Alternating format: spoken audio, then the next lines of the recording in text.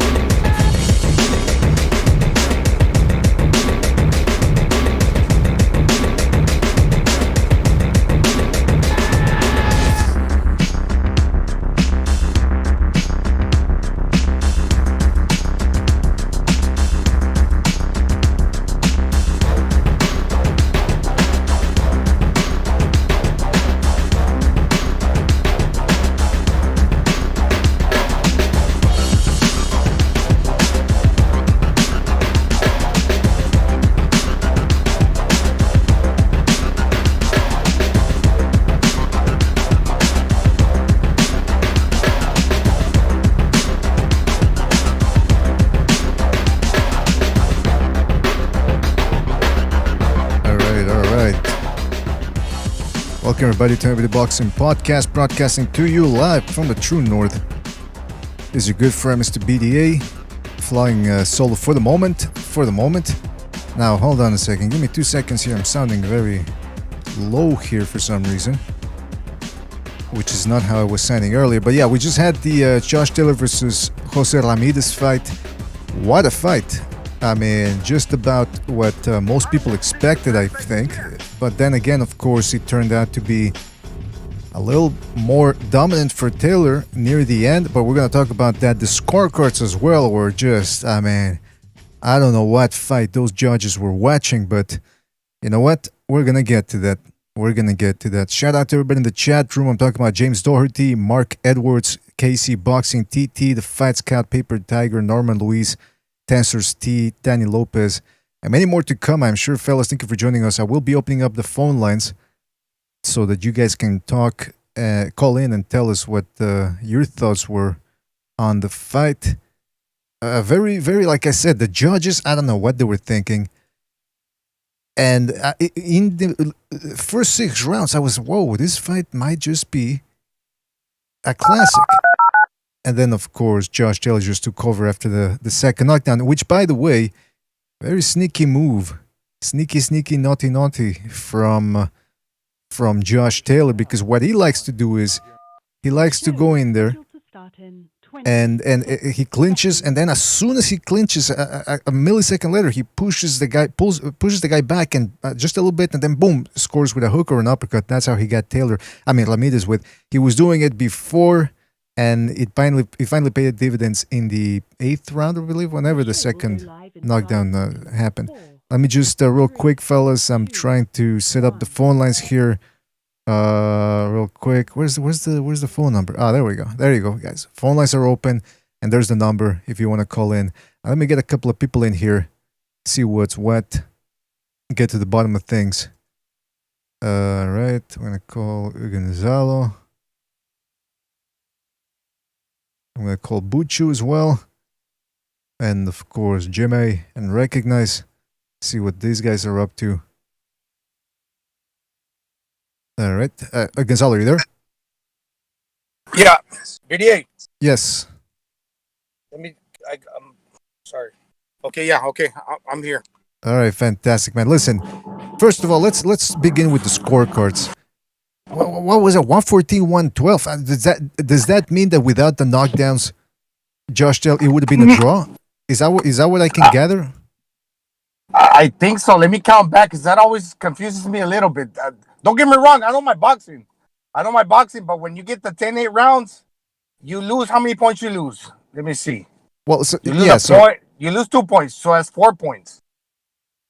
So without the knockdowns, Ramirez would have won. Oh yeah, Granted, he would have won the round. Granted, he would have won the round. See what I'm saying? yeah. Not Well, let's get. necessarily. You know, I wish See I what was. I'm talking about, BD? Yeah, I wish I was Asian. Let's get confirmation from Jimmy. Jimmy, you there? Yes, I am, sir. How are you? Good, man. Good. I hope you're doing well as well, and thank you for being here.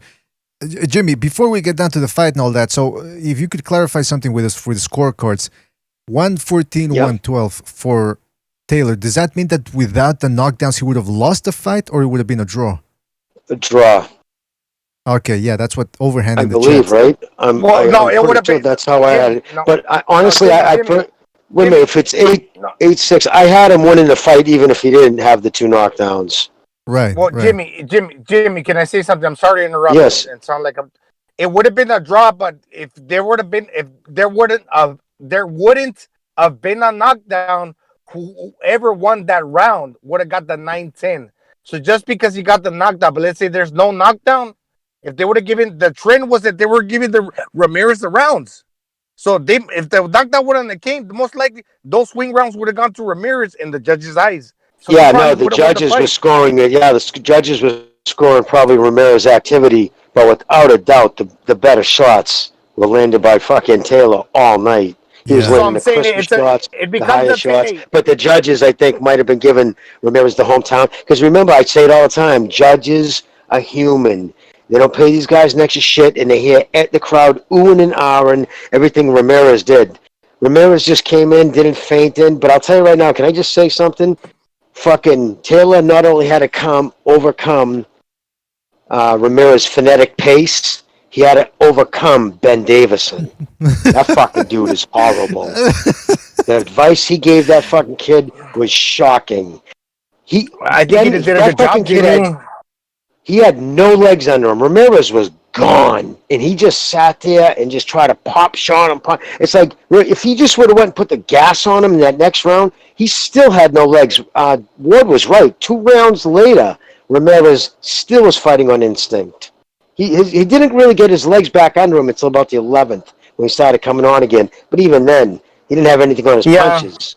Yeah, if I'll give full credit to Taylor for what he did. But one thing I have to say about the referee, he's garbage, man, because let me lower my volume just a little bit. I'm gonna get a little bit of feedback. He's garbage because he was lulling the fighters into believe I'm gonna break you and you gotta follow my instructions. And when you break, I'm not saying that what Taylor did was wrong. No, absolutely, what he did was right. Protect yourself at all times. But fucking Kenny Bayless is taking the control of the situation where these guys, or you just allow them to once they break off the cliffs to fight it out. Can I tell you something? Gonzalo, that second knockdown was Bayless's fault. Yeah. Without a doubt. I believe wholeheartedly that was his fault. What I'm saying is the judge is trying to like make such an impression that he's becoming that the fighters are relying on him so much that he's kind of taking the control of the action. The third man in the ring is imposing his authority too much when he just should let him fucking fight out. And when you do that 1 and 2 times over, the fighters get put in a fucking state of mind that they're waiting for the referee to dictate whatever's going on based off that clinch. And it was on the 8th round. That's the only thing I got to say about that. It wasn't necessarily like Victor Ortiz Mayweather. No, that was like a flagrant. You know what I mean? Yeah, no, he seemed to me. He seemed confused all night, like he was doing everything half-heartedly. In that second knockdown, I totally believe he slapped Ramirez. I believe, like put his arm or slapped his arm or shoulder right before, like he was like to break him up. And I think Ramirez kind of eased back just a little, and that's when fucking Taylor, which he did the right thing. You fight until you're told not to, through the uppercut. One thing I didn't like about Ramirez, a lot of kids do today, back of my head, the back of my head. Nobody ever did that back in the day. Like, these kids call for the back of the head shots. If I was a ref, I'd say, shut the fuck up. It's my job. Don't tell me if he's hitting you. If he was hitting you wrong, I would be stopping the fight and telling him. It just bugs me when dudes do that. No, seriously, but one thing that's no, he was confused. It's almost like Bayless has been programmed not to let guys fight in the pocket. Huh. No, yeah. And the same thing could be said that when Ramirez got knocked down, he gave him an extra 10 seconds. Was that not the guy in the first, Luis Ortiz, the first fight against Deontay Wilder, when fucking he gave him extra time when he got knocked out? he was showing the same pattern where he was allowing Ramirez to clear his head for wherever it may be, a few seconds or 10 seconds, whatnot. Those seconds are seconds are very valuable. But one thing I have to say, one thing more I have to add before the callers start dialing in. You know, Ramirez come forward fighter and Bayless, what he was doing, like when he's breaking those fighters on the clinch, Ramirez and Taylor. Taylor, you know, he's a little bit taller. He hunkers down. He bends his knees. You know, he's like the praying mantis. You know, where he's like the praying mantis, rubbing on, like the two hands, chomping at the bit when he sees the fucking prey come in. The short little shots. That's the one he caught fucking Ramirez with, man. That's the one thing that I was able to realize and understand, that Taylor, he got a lot of power. He's like a praying mantis, right? That's right. Yeah. And you guys take that as you may, but that's what I saw. All right, Bucho, you want to say something? No, just I agree with Gonzalo. Fucking Kenny Bayless. He puts these boxers in a frame of mind where like they wait for Bayless, because he's trying to. Bayless, he likes to interfere a lot, so he's like in control of every fucking clinch, right? Mm-hmm. Every clinch, break. So, but listen, protect yourself at all time. Like it's Ramirez's fault, but at the same time, he was waiting for Bayless to call it a clinch, but he wasn't a clinch, and then he relaxed himself, and he got caught with an uppercut. So, it was weird. But Taylor won the fight, obviously. I don't want to make any excuses. I picked Taylor by decision, but I didn't expect him to, like, destroy that guy, basically. I mean, he dropped him twice. He roughed him up. And I don't think Ramirez ever recovered from especially the second knockdown, obviously. Yeah. So, yeah. Yeah, absolutely, man. And but always be wary of any referee who comes up with a tagline for after the instructions, like, what I say you must obey. Remember, guys, I'm fair, but I'm firm. Shut up. Just do your fucking job. You're not the superstar of the show. Let's go to a phone call real quick here. Hold on a second. It's taking... Okay, 626. You're on the air. 626. What's on your mind? Hi, yeah, this is Chris K, Undercover Agent. Hold on. You sound very low, man. Can you please speak louder, please? Yeah, I've got the AirPods on. No, you're good. You're good now. You're good. You're good. You're good. Go ahead. I'm What's good? Okay, yeah. Yeah, honestly, I only caught the second half of the fight, I think from round 7 on. But it was an interesting fight. It looked like Ramirez clipped Taylor, I think in the later rounds, maybe 10 and 11, because, there was a couple moments when Taylor just suddenly retreated and tried to clinch. So it was interesting. And then listening to Jimmy talking about Ben Davids's corner advice. Do you guys think Taylor should have gone in for the kill? Because it did seem like he was kind of just staying on the outside and jumping in. I don't know. It didn't look like he was doing well, but it didn't look like he was really trying to go for the finish. So I don't know. But like I said, I didn't see the whole fight. So. Well, there's always yeah. There's always the risk. I disagree. I think he was going for the stoppage. So I don't know what you guys think. I think Taylor wanted to stop and tried to stop Ramirez, but Ramirez, I mean, despite everything that happened, he still was, punching back. And so, I think he did try to stop. And he was eating clean shots for sure, Ramirez. So credit to him. Oh, yeah. Yeah, he was stupid. Leading with that right hand all the time. It was... Yeah, man. I mean, look, listen, there's always a risk that you're going to get caught with a punch if you go for the kill. I think Taylor kept... Davison kept telling him, don't use that high guard. And he still used it in certain spots because he had to, based off of Ramirez's pressure. But at the same time, look, I did think he went in there with the game plan of stopping Ramirez. He certainly tried to. I mean, both guys were trying to knock each other out with every shot they threw. So, I mean... Yeah, I think he did. Look, at the end of the day, we can talk about he should have gone for the kill. He should have opened up more. It all ended up working out perfectly for him. 2 knockdowns. He also hurt into the body. And despite what the scorecard said, I thought there was no doubt that he won the fight. So all in all, good for him. So, caller, let me ask you this. Last question. Do you think now that Crawford has nobody to tango with at the welterweight and that Taylor has wiped out the junior welterweight division, do you think it's time for Taylor and Crawford to get it on? Ooh, man. I mean, I think it'd be nice to see Taylor get 1 or 2 fights at 147 before he fights Crawford. Could be a good fight. I mean, similar sizes, right? They're both tall. Taylor's a tall guy. Yeah, I would like to see Taylor get at least 1 fight before the Crawford fight, at least. He's with Top Rank now, so it should be easy to make. But do you think Crawford wants an actual competition, or do you think he wants another? Based on how Ramirez looked in the first 6 rounds, I mean Taylor, he looked a little shaky in those first 6 rounds. Mm-hmm. I think Crawford's looking at his chops right now, saying, "Yep, I think this is the time for me to take on a junior welterweight." But anyway, listen, caller, we're gonna move on. Thank you for your call, and we'll catch you on the next one. All right, man. All right, thank you. We'll catch you on the next show. Call That's in. right. Take it easy, man. Yeah, listen, Butcher, you want to say something about the clinching from Taylor? Oh, okay. Listen, Bucho, can you share, yeah. look, right, can you share my same sentiments? When you're the third man in the ring is kind of controlling, when he's dictating whether you should break when I tell you to break, the fighters kind of fall in that lull where you're fucking waiting for him to tell you when to break, what not, right? Of course, upon that. Well, you explained it better than me. I mean, he keeps on intervening every time. And there was a lot of clinching in that fight. Like, again, Taylor, he likes to clinch more than he used to. He does, you know. He was clinching a lot. But anyways, so that gave the green light to fucking Kenny Bayless to do what he does best. You know, try to be the center of attention. You know, he reminds me a little bit of fucking Joe Cortez.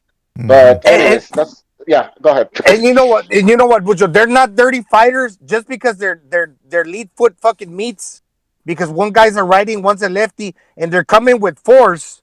You know, try to land that first punch. They might get a head clash like they did. You know, with the opposite guard. You know, they meet, that front foot clashes, and you know you're bumping heads.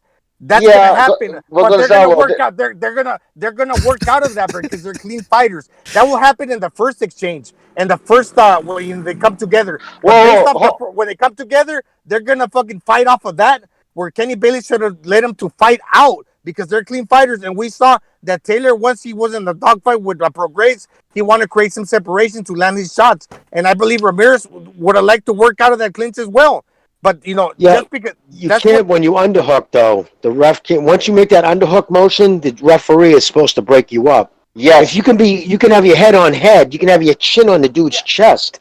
As long as you're in the position to continue to fight. Once these guys hook arms, that's when the ref is supposed to. But it was the problem with Bayless. He was jumping in before they hooked arms, and it confused Ramirez. Jimmy, he was slapping Taylor's hand off. Like before that uppercut that dropped Ramirez, you could see Bayless. He didn't say break, but he was like yanking Taylor's arm. He tried to a little bit. So what was he trying to do? Either you break or you fucking don't do anything. Exactly. That's trepidation, dude. He wasn't confident in what he was doing, and that caused Ramirez to relax. I think Ramirez you know what I mean? He just started to pull back a little, and all of a sudden, boom! He caught him with that uppercut.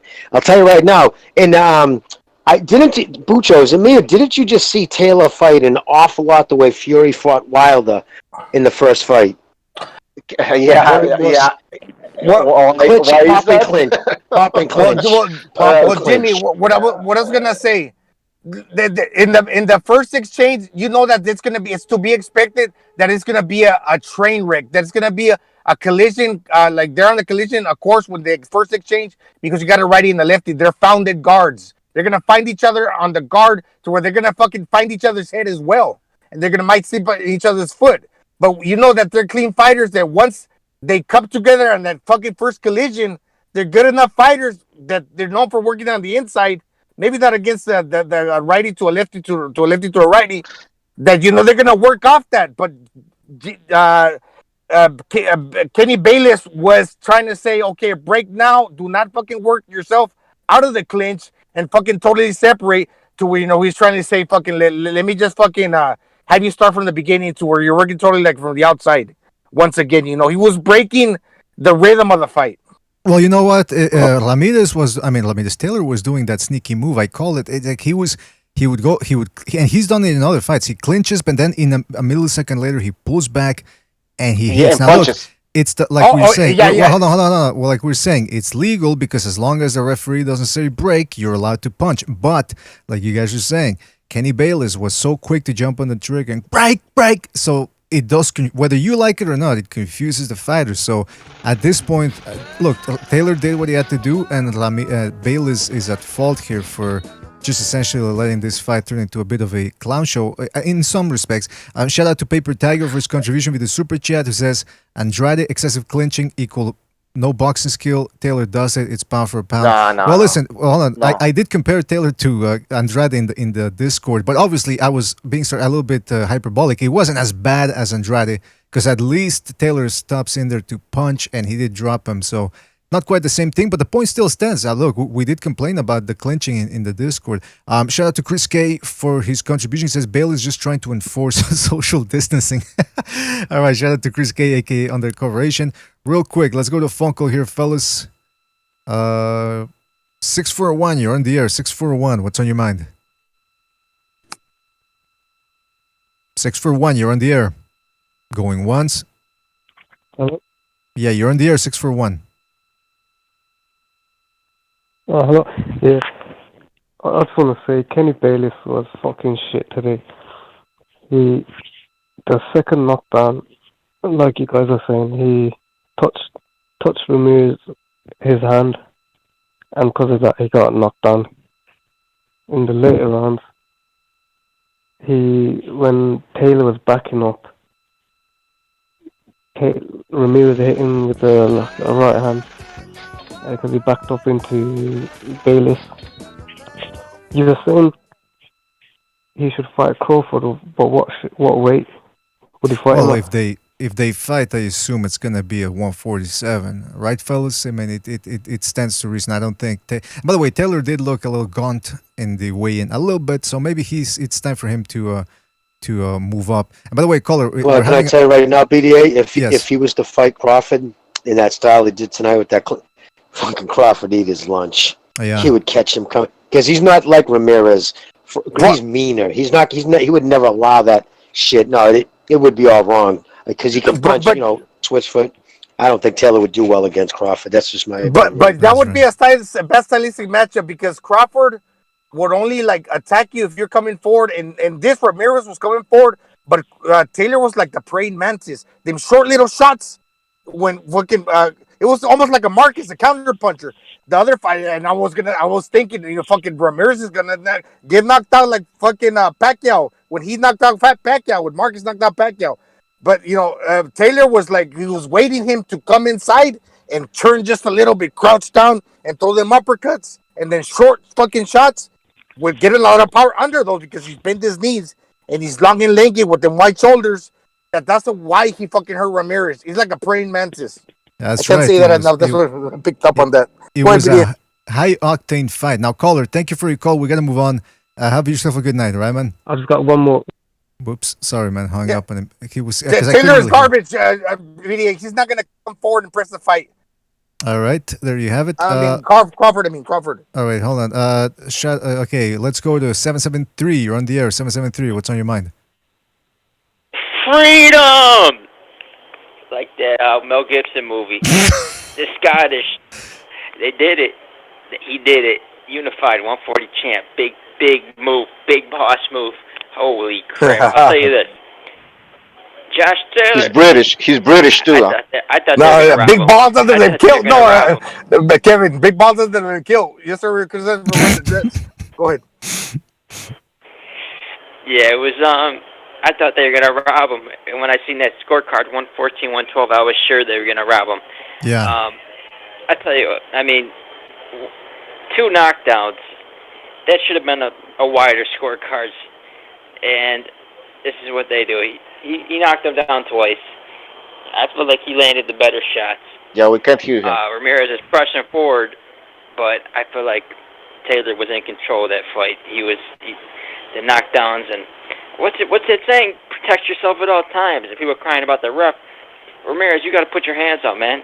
Everyone knows when you're in a clinch situation, you put your hands up. That's freaking. Hold on. I'm just giving her. Hold on, I'm just waiting for the guy to talk. Fellas. You can't hear Kevin. I I only heard Jay. That was it. What I mean, The beginning, Jedi. then he faded. Disrespecting me. Chief. Wait. They're disrespecting Just me. let me just confirm something. So, but could you hear the other callers or?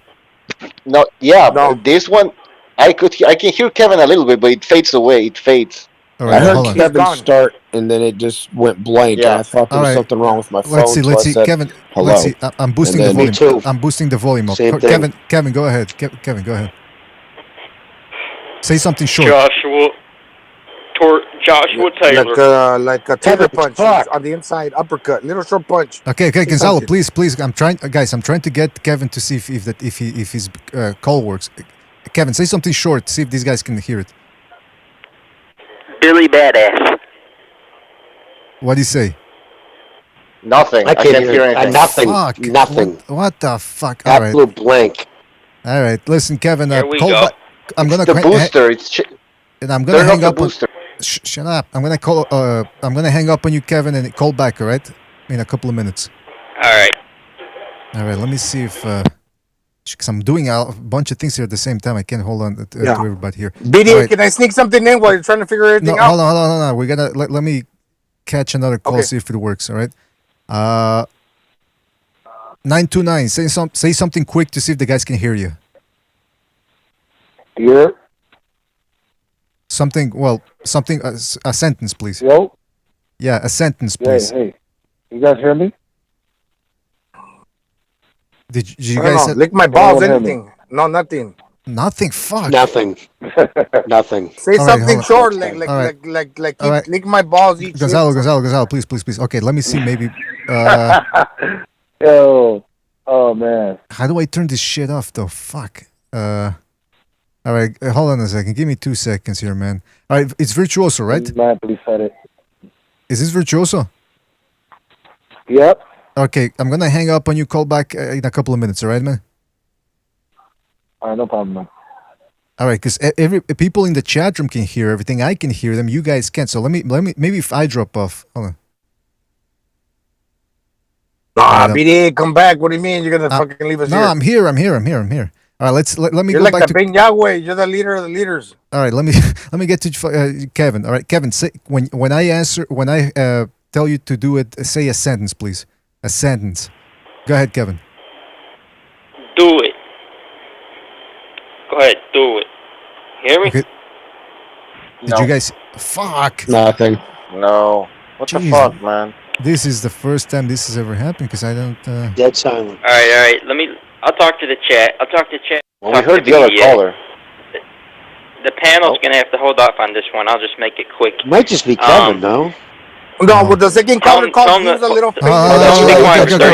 Okay. And I'll Here's what I'll do. tell him Here's what I what thought we're of the fight. Yeah, here's what we're gonna do. One comment for each caller, 30 seconds, and then we'll move on. Or so I'll tell you guys when he's done, all right? Because everybody else can hear him except you guys. All right, go ahead, Kevin. All right, so Josh Taylor, he's Scottish, period. Quit trying to bring this UK thing up. That's my first point. Second point, Josh Taylor's unified. He's pound for pound now. We're going to talk serious talks about unified, just like Usyk, just like Crawford when he was unified. You got to raise the stock up. Got to look at who he beat. Ramirez, that's a really worthy opponent. Also, I just shit my pants. How about that? Can you believe that? All Holy right, that's shit. great.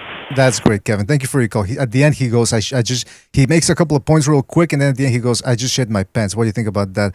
I don't think anything about that, Kevin. I think you should fucking get some depends if you can't keep your shit inside your ass. But thanks for the call, Kevin. I appreciate it. All right, Gonzalo, you want to say something? Gonzalo, you want to say something about the No. He's Scottish. Well, he's a Braveheart. Yeah, he's badass. If he gets, let me say, okay, he's undisputed. Give him a few more wins. We'll make a movie about him. Josh Taylor, he's badass. Yeah. Look, listen, fuck, man. He beat everybody. Look, he beat Prograis, he beat Postal. Now he beat Ramirez, and he did it in comprehensive fashion. Man, Taylor. All those people that were saying Taylor wasn't pound for pound. Okay, he might not have pound for pound defense, but he puts everything together so that he becomes a pound for pound fighter. Real quick, shout out to Pete, Uncle Pete in the chat says. Show a still shot of Bailey's during the Taylor uppercut. He looked like OJ showing the isotoners to the jury. Yeah, I think he said that in the Discord too. Yeah, but all right. Turn off the boost. Switch from focus. Right back on. Oh yeah, man. Let me try that. But I don't know how to turn off the booster, this Butcher, so. Well, Right. BDA, we saw that the quickness definitely was in. It was the quickness, I think, that was giving Ramirez the hard time. It was just the athleticism and quickness. I don't think he was getting any advice from his corner that helped shit. I just think it was his athleticism and his, accuracy with his punching. I think the kid's talented. I think he'd do better with something like a Sugar Hill. That's all. With all due respect, I have a little bit of a difference of opinion because I know that Ramirez, although he didn't have his legs under him when we got knocked out with that shot, he's still dangerous because he's got good stamina and he does have a good chin. And he wasn't fully recovered. Yeah, you could say that Taylor would have knocked him out. Yeah, but in the who run, takes a round off after you got a guy who, in all intents and purposes, wouldn't have continued if Bayless didn't give him that 20-second count? Yeah, Gonzalo, you gotta. I know you always most of the time people talk over you, but now you're talking over other people. So please, like But I just want to say something. One thing to Jimmy. Mm-hmm. One thing. That's all. Okay. In the long run, because I said in the long run, if you see what I was saying, in the long run, I think it would have benefit because it makes Taylor a more measured fighter. It's going to have him to where he's working behind the jab, and in the future, if he work out behind the jab, and considering what he does and what he knows and what he did in this fight, and he can put it together, man, he's going to be a badass. He's already a badass fighter. Just get him a little bit more measured. Go for the kill, yeah, but he understood something in this fight that he did well, and not only that, because most of the times he would go for broke, but then he listened, so he went against like the train of thought that he usually follows, because he usually will be like, yeah, you fucking hit me, I'm gonna fucking, my heart's gonna come out, I'm gonna fucking fight you back, but maybe that's what he wanted to do, but he kept it to where he listened to the corner. At least he was listening. That's what I have to say. Well, I appreciate that. I just think he was listening to bad advice. My personal opinion. Yeah, you get a kid fucking, especially a kid who can hurt you. That hurt. I mean, Bayless didn't give him those extra 10 seconds, like BDA said or Bucho said. Fucking, he could have. If he would have let him jump on him like the way they used to, instead of like go over here, walk over here, repeat the alphabet, he could have fought. He would have put him away. In the 9th round, I would have had him out of that gate. No, Jimmy, I totally disagree with you because in the beginning of the rounds, the instructions that he gave Taylor was to fucking fight off the jab, and he put the rounds in the bank to where Timothy Bradley or some other guy said, whoever banks the first 4 rounds, that's going to count.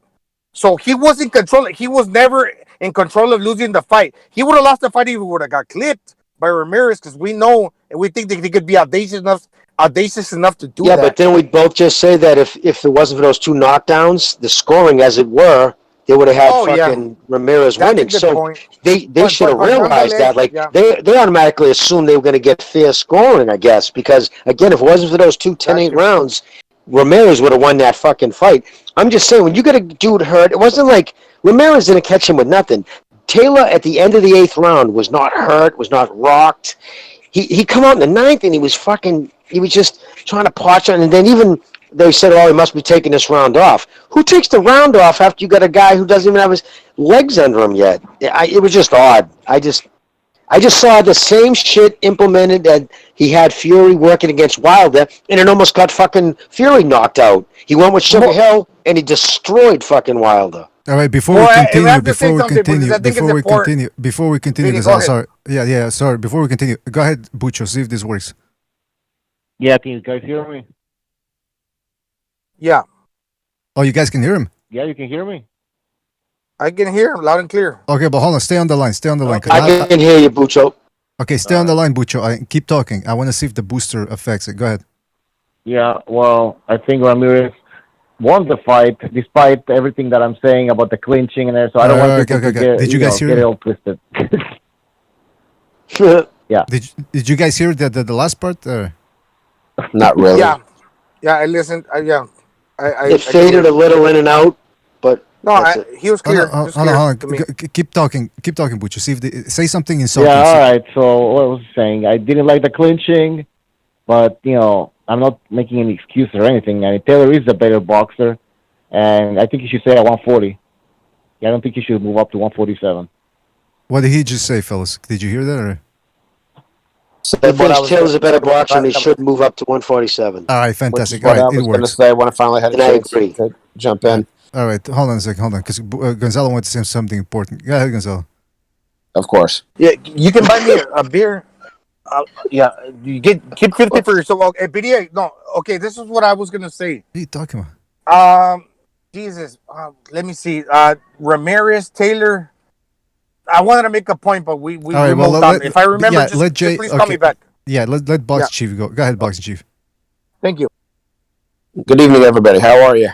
Chief, how are you, buddy? Fantastic, man. We're doing great.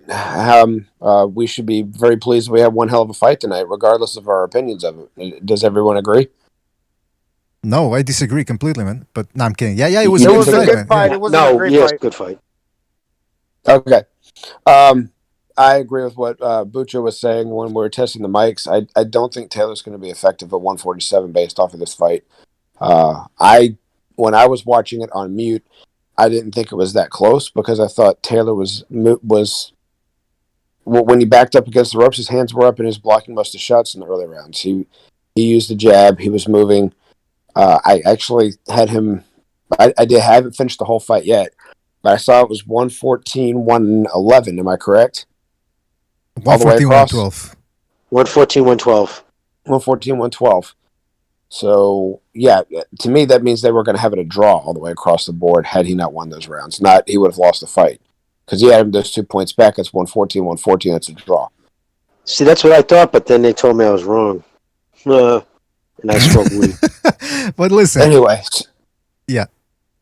So, bottom line is that the scoring was obviously not very justified based off the fact that I don't think it was a draw. I didn't see how it was a draw. I saw the closing rounds, the last 2 rounds, and I saw the first 5. That's 7 rounds, and I didn't see where Ramirez would have won 7 rounds. Is it possible the I judges? think the score was definitely off. Is it possible the judges just didn't pay attention to a lot of the counter body shots that Taylor was landing? Well, that's the story of boxing, in my opinion. Is most people don't score body shots when it comes time for scoring a fight.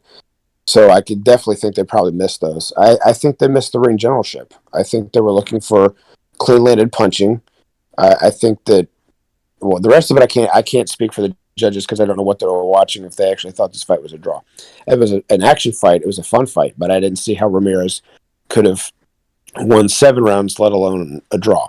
Do you know what? That's great. I'm glad you redirected that to this subject because we're talking about the clinch, we're talking Kenny Bayless, but the most egregious thing here for me is those scorecards, man.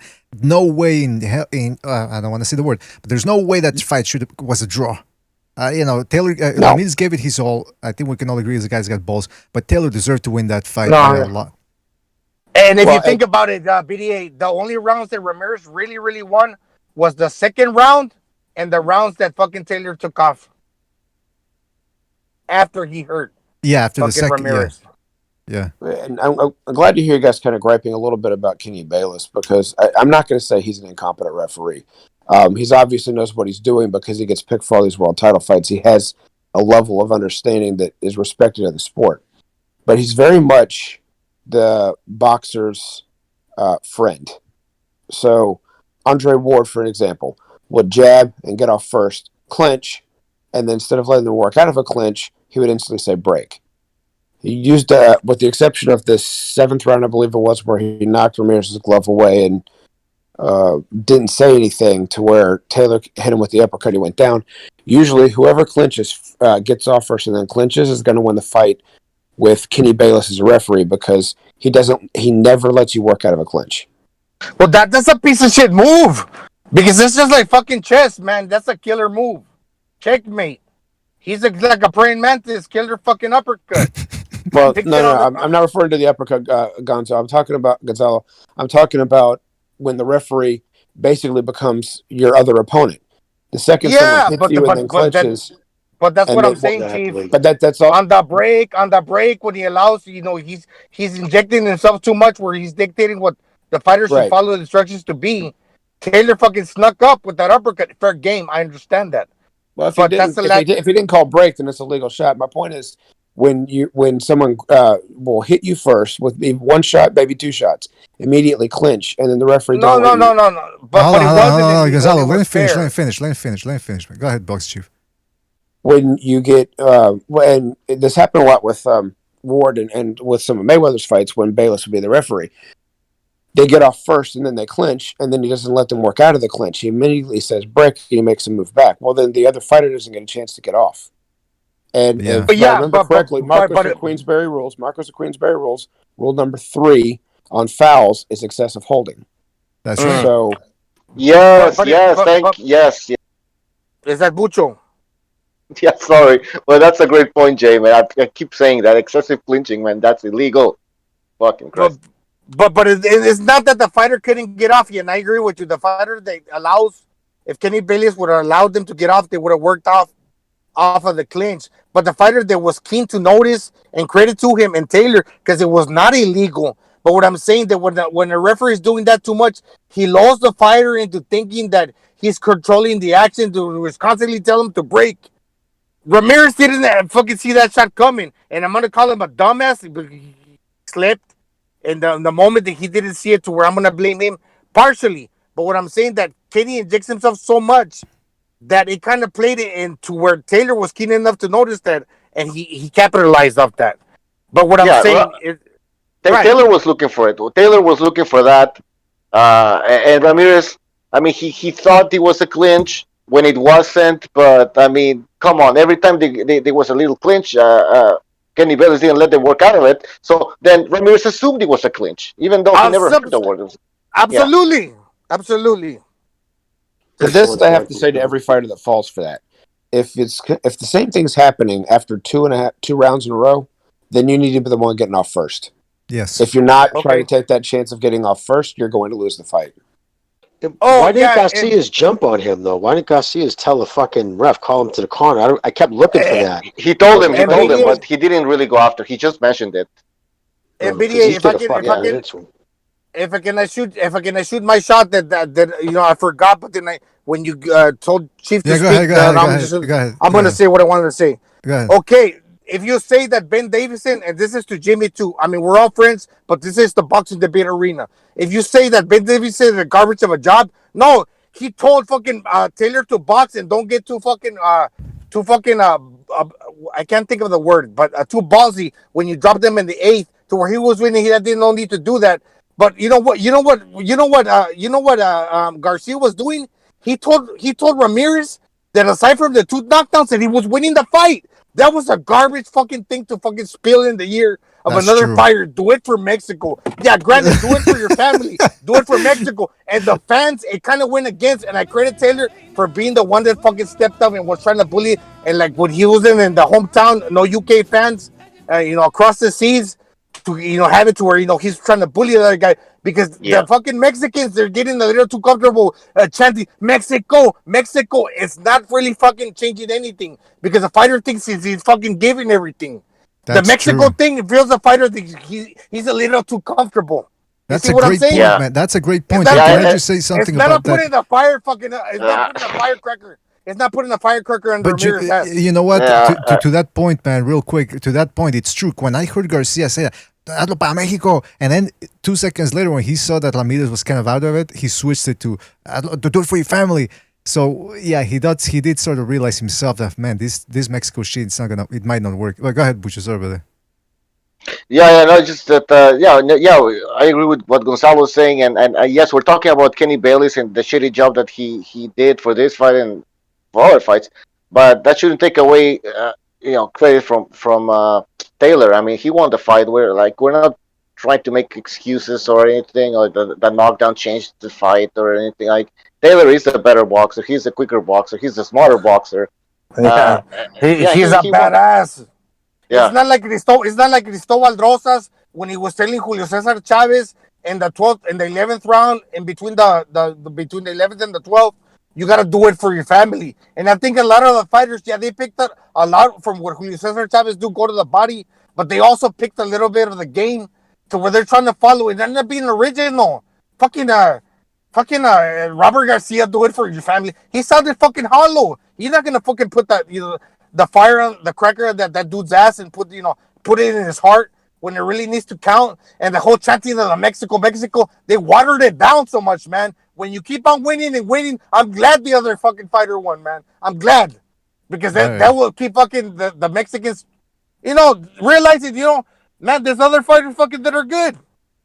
Man, you should have been in his corner, man, because you got the fire inside of you today, Gonzalo. If you would have been in Ramirez's corner, I think you would have given that extra pep he required. Or maybe you wouldn't have done Well, I'm telling you, he should have put the Mateo, because he got a son named Mateo, but he walked out with the Ramirez. That's true, yeah. All right, listen, real quick, we got Virtual. Just as soon as you hear him, just a simple yes, and then just let him talk. All right, fellas? Go ahead, Virtuoso. Yo. You guys hear me? Go ahead, keep talking, and these guys will tell you if they can hear you. All right. Yeah, it's breaking up. Yeah, so what happened? Is he talking? Well, yeah, just talk, Virtuoso, please, because I want to see if these guys can hear you. Okay. Yeah, so I'm just gonna talk about the fight.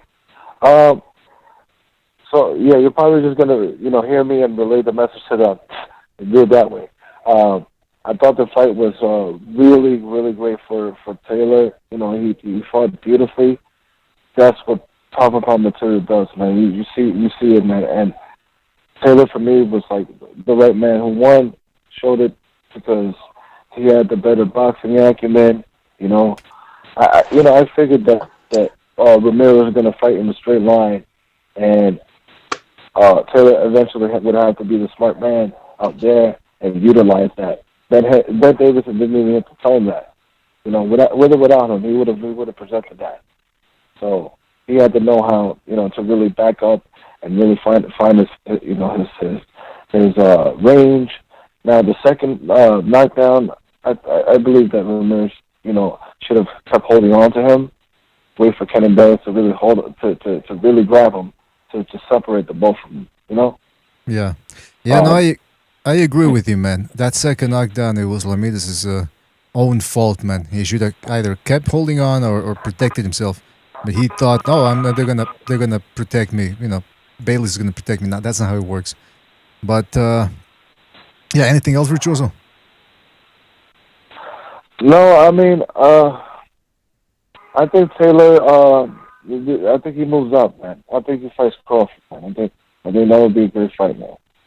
Yeah, man, but we'll see, man. Some people are even saying, hey, maybe if Teofimo Lopez beats Kombucha and he moves up and Taylor's willing to stay at 140, maybe that one would be a good one as well to watch. By the way, listen, Virtuoso, we're going to move on. Thank you for your call, and call back next time, all right, man? We'll catch you in the next one. All right, man. Thanks. All right, take it easy, man. Thank you for calling. All right. Yeah, man. Hey, listen, I forgot about it because I was talking about, Taylor versus Crawford. I just remembered. What about fucking Teofimo Lopez if Lopez gets past Kombucha? That could be an interesting one right there. By the way, that's an in-house top-ranked fight. So definitely, in-house top-ranked fight. I can see that one happening very quickly. Yeah, exactly. Oh, they would. I like Taylor's chances better against him than I do against Crawford. Yeah, absolutely. But now the only question is, would Lopez be willing? Would he ask for say 10 million to fight Taylor or something? Something crazy like that. Oh, yeah, he'd ask for a ton of money because he's got, once you label him now, people are going to call him like pound for pound because he's unified and shit. So, yeah, I mean, it's going to come with the territory, but you can expect more. But will people price themselves out? We'll see. Hey, by the way, don't forget to hit the like button, people. Hit the like, please. It really helps us out. And don't forget to subscribe if you haven't subscribed already. By the way, if the Lopez Kombucha fight tanks on Triller, which a lot of people are expecting it to, he can really go back to Top Rank and go, hey, listen, I want to get 10 mil. Because then Bob Marley can say, well, look at your fucking pay-per-view numbers. You ain't no star. Get back in line. That's what he could say. But anyway, that's dependent upon that fight. Meanwhile, we got Recognize jumping in. Recognize, you there? Yes, I am. What's going on? Hey, Recognize. What's going on, brother? Hey, Jimmy. Gonzalo. That was a good fight, man. Yep. What'd you think? What'd you think of the scorecards? I thought they were okay. I mean, I kind of knew they were going to be like that. But, I mean, it wasn't too far off. I like 7-5, 8-4 for me. Yeah, but Recognize, they had that as a draw without the knockdowns. That has a complete draw. You take those knockdowns away. Without. And all three of them had it that way. None of them. We all don't know three what judges give it. We don't know what rounds may have varied to get that same score, but they were going to have that 114 to 114 across the boards if it weren't for the knockdowns. which my opinion leads me to believe that they had their mind made up before the fight was even done. Huh. Yeah. Well, can I say recognize after you respond to Chief? Can I say something to you? If I can have the privilege. No, go ahead, Is that- Gonzalo. Go ahead, Gonzalo. What do you think about like it's a Mexican pro crowd in Las Vegas and the UK guys cannot travel to where they're all chanting Ramirez. Then he disrespected Ramirez because he's a brash, confident guy, and a lot of times you would think, as not folklore, but like Big G said, or as a human being that would say that if somebody's talking shit, if you're being disrespectful, the guy that's more humble, if he gets his get back, that's what life is. That's the honorable thing that what life will tell you. That people can feel good about themselves, especially because he's over here. Taylor's he's visiting and he's got everybody against him. So, but then he delivered and he said what you thought that he was gonna do. He talked the talk, he walked the walk, and he got the job done. And when you're rubbing it in another guy's face and the multitude of the crowds that were witnessing that, and when nobody can deny that he clearly won, how must that feel to Ramirez? Was that humiliating? I don't know, a little bit dejecting. Listen, but to Taylor, that's a great moment. I know it's a sport. They talk shit. Yeah. Where obviously, I don't think they even shook hands. And I'm not saying that I'm not taking anything away from Taylor, and I'm not even criticizing his character. We know that this was his antic that he was going to portray, but he walked the walk and he truly talked the talk. He's a badass motherfucker. That's a good point. Yeah, that's a good point. Yeah. I think Gonzalo, you're 100% right. I mean, look, Ramirez was tough. Like Ramirez was hurt. You know what I'm saying? He was hurt bad. Especially the second knockdown when he kind of caught him off guard. He got a little too lazy on the inside and he got caught with a nice hook. I mean, he was hurt for the next couple of rounds, but he held himself together. And I saw Taylor fade a little bit in the last 2.5 rounds, just a little bit. I thought the last 2 rounds I gave it to Ramirez for being more active and landing punches, where Taylor was, trying to survive, but he did the work. He did enough work that I thought he would have won. At least for me, and probably most people thought, 8-4, 7-5 was more appropriate. For me, there was a couple of swing rounds, but clearly there was one guy that won that fight, and the 114, 112. Look, it is what it is. They had it 6-6.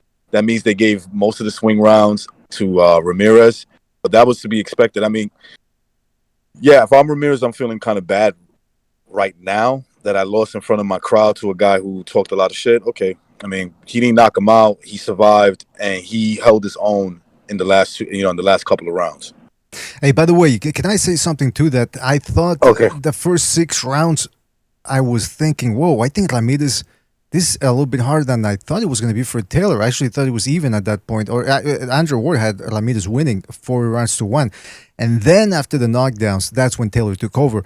So, I mean, like Gonzalo said, though, he talks the talks and he walks the walk. Man, this guy's a true fighter to the core. Some people now are saying, well, can those skills translate at 147? They may or may not. The one side of the coin, he might not have the strength advantages at 147 that he has at 140. On the other hand, maybe he doesn't have to kill himself to make weight anymore, and it works to his advantage. And another thing I want to point out real quick, Bucho bringing up a good point. Hold on, Gonzalo, real quick. Good point from King Bucho. Taylor unifying 140 superior to Crawford unifying 140. Good point, Bucho. Very good point. Taylor being more superior, yeah, because. No, not as a fighter, but their 140-pound run. This is more the 140-pound run. Yeah, the quality of competition was better. Yeah, because BDA, I know Boxing Chief is a big Bible. He's not a big Bible fan because that's not right, but he's a loyal to the word. What I'm saying, right. That when I use the example, when when he caught the skinny cows, when there was a drought, 7 years of fat cows and 7 years of fucking skinny cows. Nah, man, and this is not the drought. Right now, the 140 division is lit. When fucking Crawford was fighting, that was the drought. Now it's not the famine. It's like it's lit. You see what I'm saying? Mm-hmm. There's a big difference. Now, Since- I think that You know that what if I'm talking he about, moves up- Boxing Chief? Absolutely, I do, but I don't think it's split anymore. I think they cleaned it out all the way down to Taylor. I think he's the king. No, come on. Pro What's Gray still is there? Chonce Well, he did look like garbage today. No, Go what ahead, is still recognize there it. now? What is still there now? Now that they've gone through everybody, what is still there now other than repeats? That's Well, it's the pandemic. I don't know, Baranchik, fucking Kyle Redlick, all those guys. Superel Matias. Yeah, what is it? Look, yeah, he's done. Put Baranchik him on might the be platter. done. He might be done. Zapata looked off in the beginning of that fight. Alvin Rodriguez lost today against Kevin. Yo, James. he lost. Yeah. I didn't see that fight. I didn't get... Oh well, how do you He got lose? How do you appointed. lose? He got Who, fucking Elvis tattooed up. Rodriguez? Boring fight. Boring. But how did he lose on points? He lost on points, right? Yeah. Yes. Yeah. Oh, Now you're talking about Elvis Rodriguez, and that's the kid that fucking. They said he's the future of Wild Card Jim. That's what Roach was saying. He's the future of my stable. That's pretty bleak then, because he didn't look good at all. Never pay attention too much to a guy that's fucking that got the Parkinson's. No disrespect to fucking No, come on, Gonzalo, man, what the fuck? No, I'm not like what I'm saying, dude. Honestly, dude. Oh man, Gonzalo's like never Did hear you a say guy. don't listen to guys with Parkinson's disease? Come on, Jimmy. You're not gonna say that you never said on a personal level that he disrespected, his own mother. No, I know, dude. No, I just wasn't expecting it to. I'm not passing judgment. No. You know what? I like Gonzalo's right. I would never. Gonzalo's right. I would never take advice from Tommy Morrison when he was live because the guy had AIDS. He had the gay cancer. So I said, "Fuck, I wouldn't have taken advice from him either." If you got a disease, you can't give out advice. Sorry, you lost. Listen, in the last fights, he was carrying the spit bucket for Manny Pacquiao. He wasn't the main trainer. Come on, we're just kidding around here. But listen, we're just kidding. I just wanted to say something interesting real quick. I think Jay's got a good point about, look, I wouldn't mind seeing Taylor versus Gray, but we got to put our promoters' hats on and look at this from the point of view of promoters. I don't think they want to see Taylor in against same old. I think it's going to be either Teofimo Lopez, if he's willing to take the fight, because who knows what he wants right now, or move up to fight Crawford. I don't think that the repeat with BDA. I was looking at that. I think Crawford would knock him out, man. I think he'll stop him. I thought about it. I think I was thinking in my head. I was playing the fight and I was seeing not getting made knocked out, but certainly dropped, man. I can see that happening. It stopped. I think I definitely lose on the. He'll lose on the scorecard. Yeah, he's negative. But Bucho, he's negative. He's not gonna fight him toe to toe. He's negative. Crawford's a negative fighter. He knows that. Look, we saw that Taylor is like the praying mantis, short shots. He crouches down, and if you come to him, Crawford's not gonna come to him. He's on the back foot with the long arms, and he will catch you. Like at the same time, he's landing a short punch on the opposite when he's long and lengthy. With he's dropping the 6-inch punch from afar. Taylor's the praying mantis, and we saw when they broke the clinch from a short. He's dropping the short that you don't see coming, and I don't think that the Crawford's gonna be that guy that's gonna step into the pocket and allow Taylor to do that. That's but Gonzalo, you're missing something. He'll fight the whole here. fight southpaw. He'll fight. He'll try to prove to fight the whole fights. You're facing another southpaw, Chief. You're facing another southpaw. I don't think he cares. I think he's cerebral enough to where it's not going to matter. He's facing another praying mantis, Gonzalo. That's going to be Oh, that's right. Hey, BDA, that's right. I know I'm right. You don't got to tell me I'm right. I know. But listen, thank you, BDA. Thank you for helping me make that point. I just popped the collar of my shirt, BDA, because even though nobody's watching me, that's right, BDA. That's right. I'm the guns. I'm the guns. It's true. That's right. Well, you know what, guys? After this, after Barros and Davis fights for the baby belts, they'll whoever wins that, which will probably be Davis, he'll be #1 ranked in the WBA. So when they fight for the top, now be curious, because now what is Davis going to do? He can't go back down to 135 because Lomachenko's there. He's ducked him for 5 years. Now he's got the Scott. He's got to duck at 140. This kid's either going to have to go up to 147 or back down to 130. I can guarantee you Floyd's not going to risk him against Josh Taylor. No. Floyd's proven he's not going to risk him against anybody. That fucking poor kid's become the fucking internal bum slayer.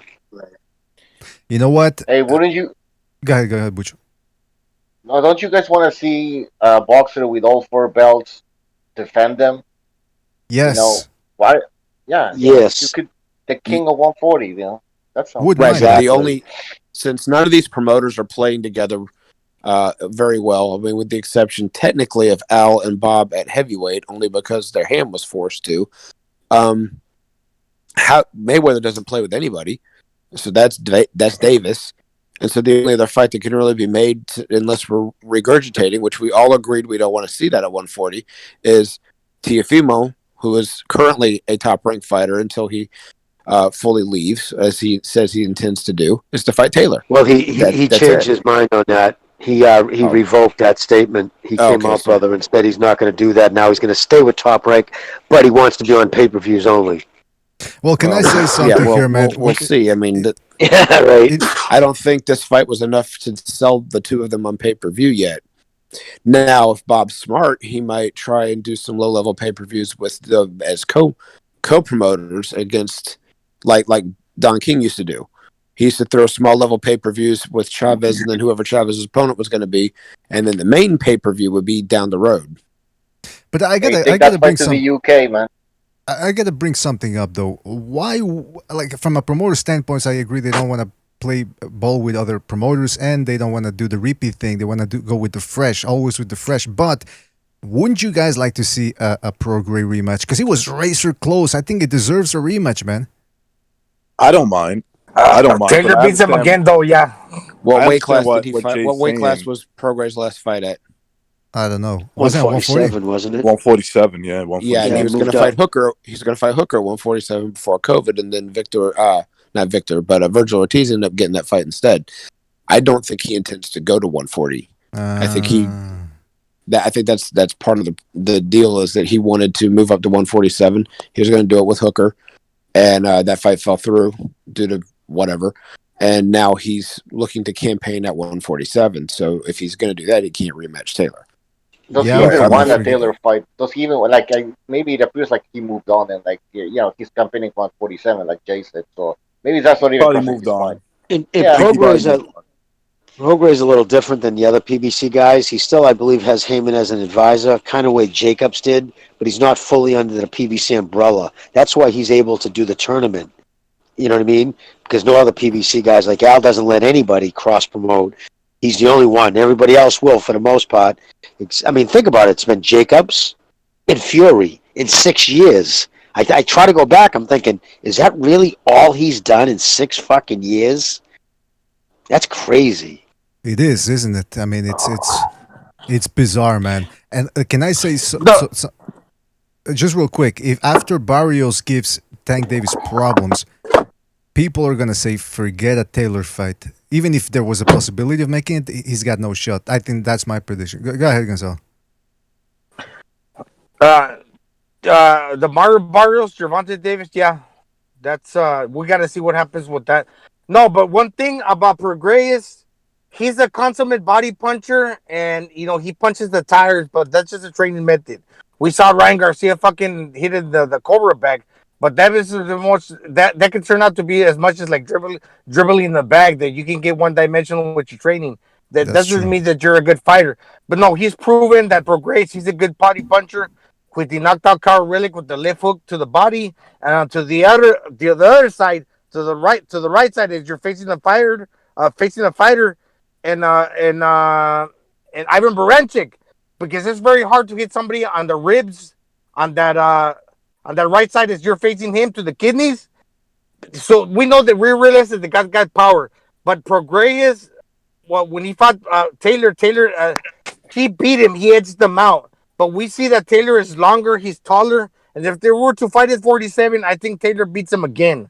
And Prograis still can carry the power at 47 because, with the power translate, these guys in Ramirez and Prograis and Taylor, they're consummate body punchers, and they're left hand dominant.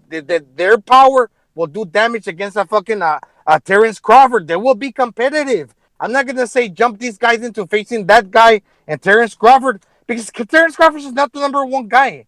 But realize he's got something that he might be the number one in perception. But let's be fair. No, all these guys are moving from 40. Let's not have them to where they're fighting that guy on their first fight off. But what? Let's talk about a real fucking fight. Well, Errol Spence versus fucking the legend Manny Pacquiao. Well, we'll get to that later. Hold on. Before we get to that, real quick, let's go to a phone call here.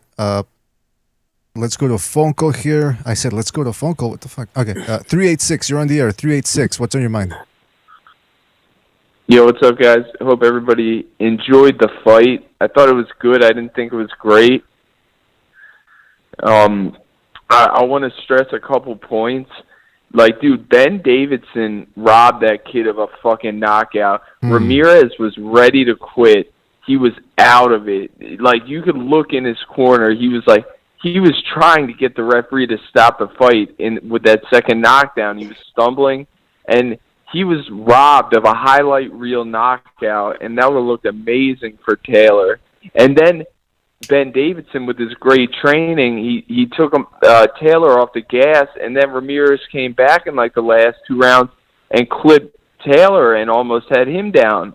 So I thought Ben Davidson is like Stu says, is trash, and that fight should have ended in a knockout.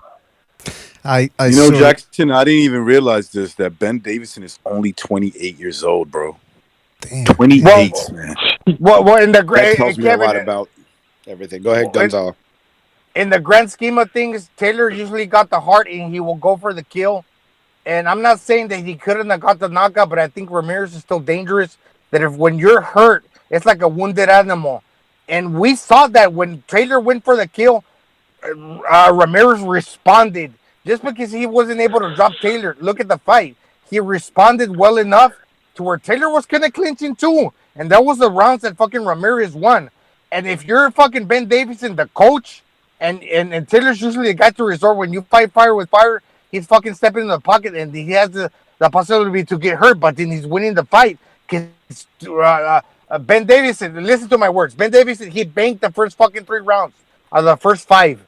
So he had the fight and went into the second half to where when he hurt fucking Ramirez, he maybe let off the gas pedal to where he didn't get the knockout, but he was still in control of the fight.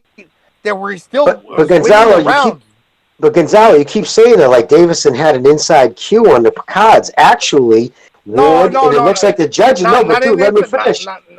Yes. No. I'm just saying. I didn't get, but you're saying like Ben said. Well, the first 4 rounds he was counting on. He won. I gave Ramirez, I think, round 2 and 3, but after that it was pretty much Taylor. But yeah, I agree. All right, I agree, Jimmy. This is not Texas. This is not Canelo versus Austin Trout. I didn't say that he had a cue on the cards. If you listen to my going forward, Taylor got the heart, and we're undeniably with you the heart. You cannot resort to doing anything different, and that's not knock on Taylor. When you fire with fire, Taylor will beat the other guy up when he's beating them up. But when it comes to fucking stepping up, especially if you're thinking about moving to 47, he listened. The key point is that he listened. Whether Taylor would have would have decided to fight fire, he listened. He stepped back on the willingness or his heart told him to do. And that's what I respect that Taylor did. He listened. Taylor's got balls, man. Let me say something. Ramirez was out. I agree with Jackson on this one. Oh, I'm sorry, go ahead. Hold on. Everyone's talking at the same time. The caller was saying that it was the corner's fault for telling him to step off the gas. And you just validated his point, Gonzalo, by saying he listened to his corner when this corner told him to step off the gas instead of pressing the issue when he had his guy hurt. Caller, was that your point, caller? Jackson, that was your point, right? Exactly. Yeah, I thought Ramirez was totally out of it, gone. I thought he was trying to get the ref to stop the fight. Like, he wasn't even fighting back in some of those rounds. I know he came back later. Like, Ben Davidson almost let him recuperate after the guy was pretty much quit. Like, he was stumbling on purpose in front of the ref, trying to get it to have it called off, like what Jimmy was saying. Well, listen, what's his name? Ben Davis. Put it this way: Robert Garcia was winning his championship when Ben Davis was what, 8 years old? Not even that, maybe less. Garcia was making his bones when this guy wasn't even banging cheerleaders. So that just puts it into perspective a little bit. You know something, BDA, when you got a guy, when you get your opponent hurt, right? You can convince him that it's over. You can. It's like it's like a fucking drunk person, right? A drunk girl. If you talk quick enough to her, you could bring her in the car. Come on, sweetie. Come on.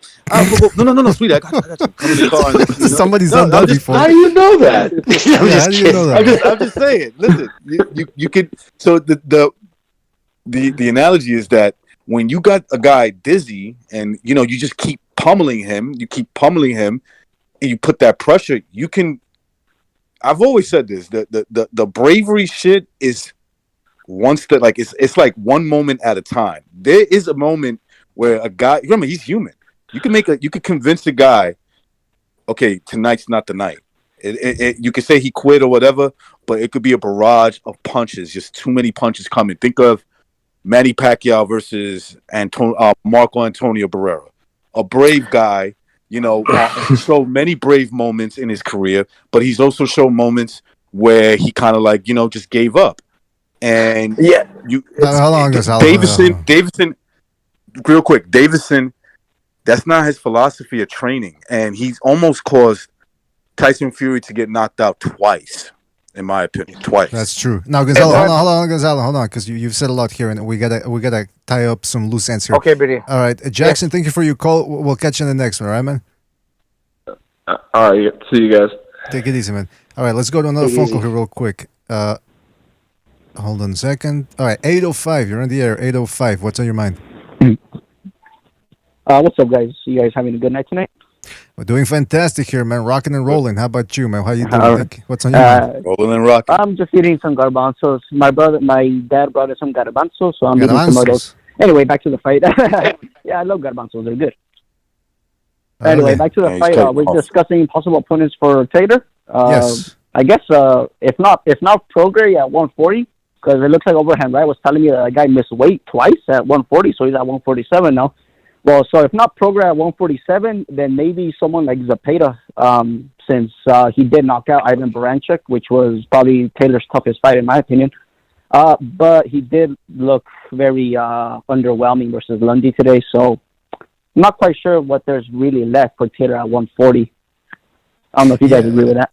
No, yeah, listen, Zepeda, he's not going to make anyone hard with that prospect of a Taylor fight. He ain't going to create any hardness. Jimmy, you agree or disagree?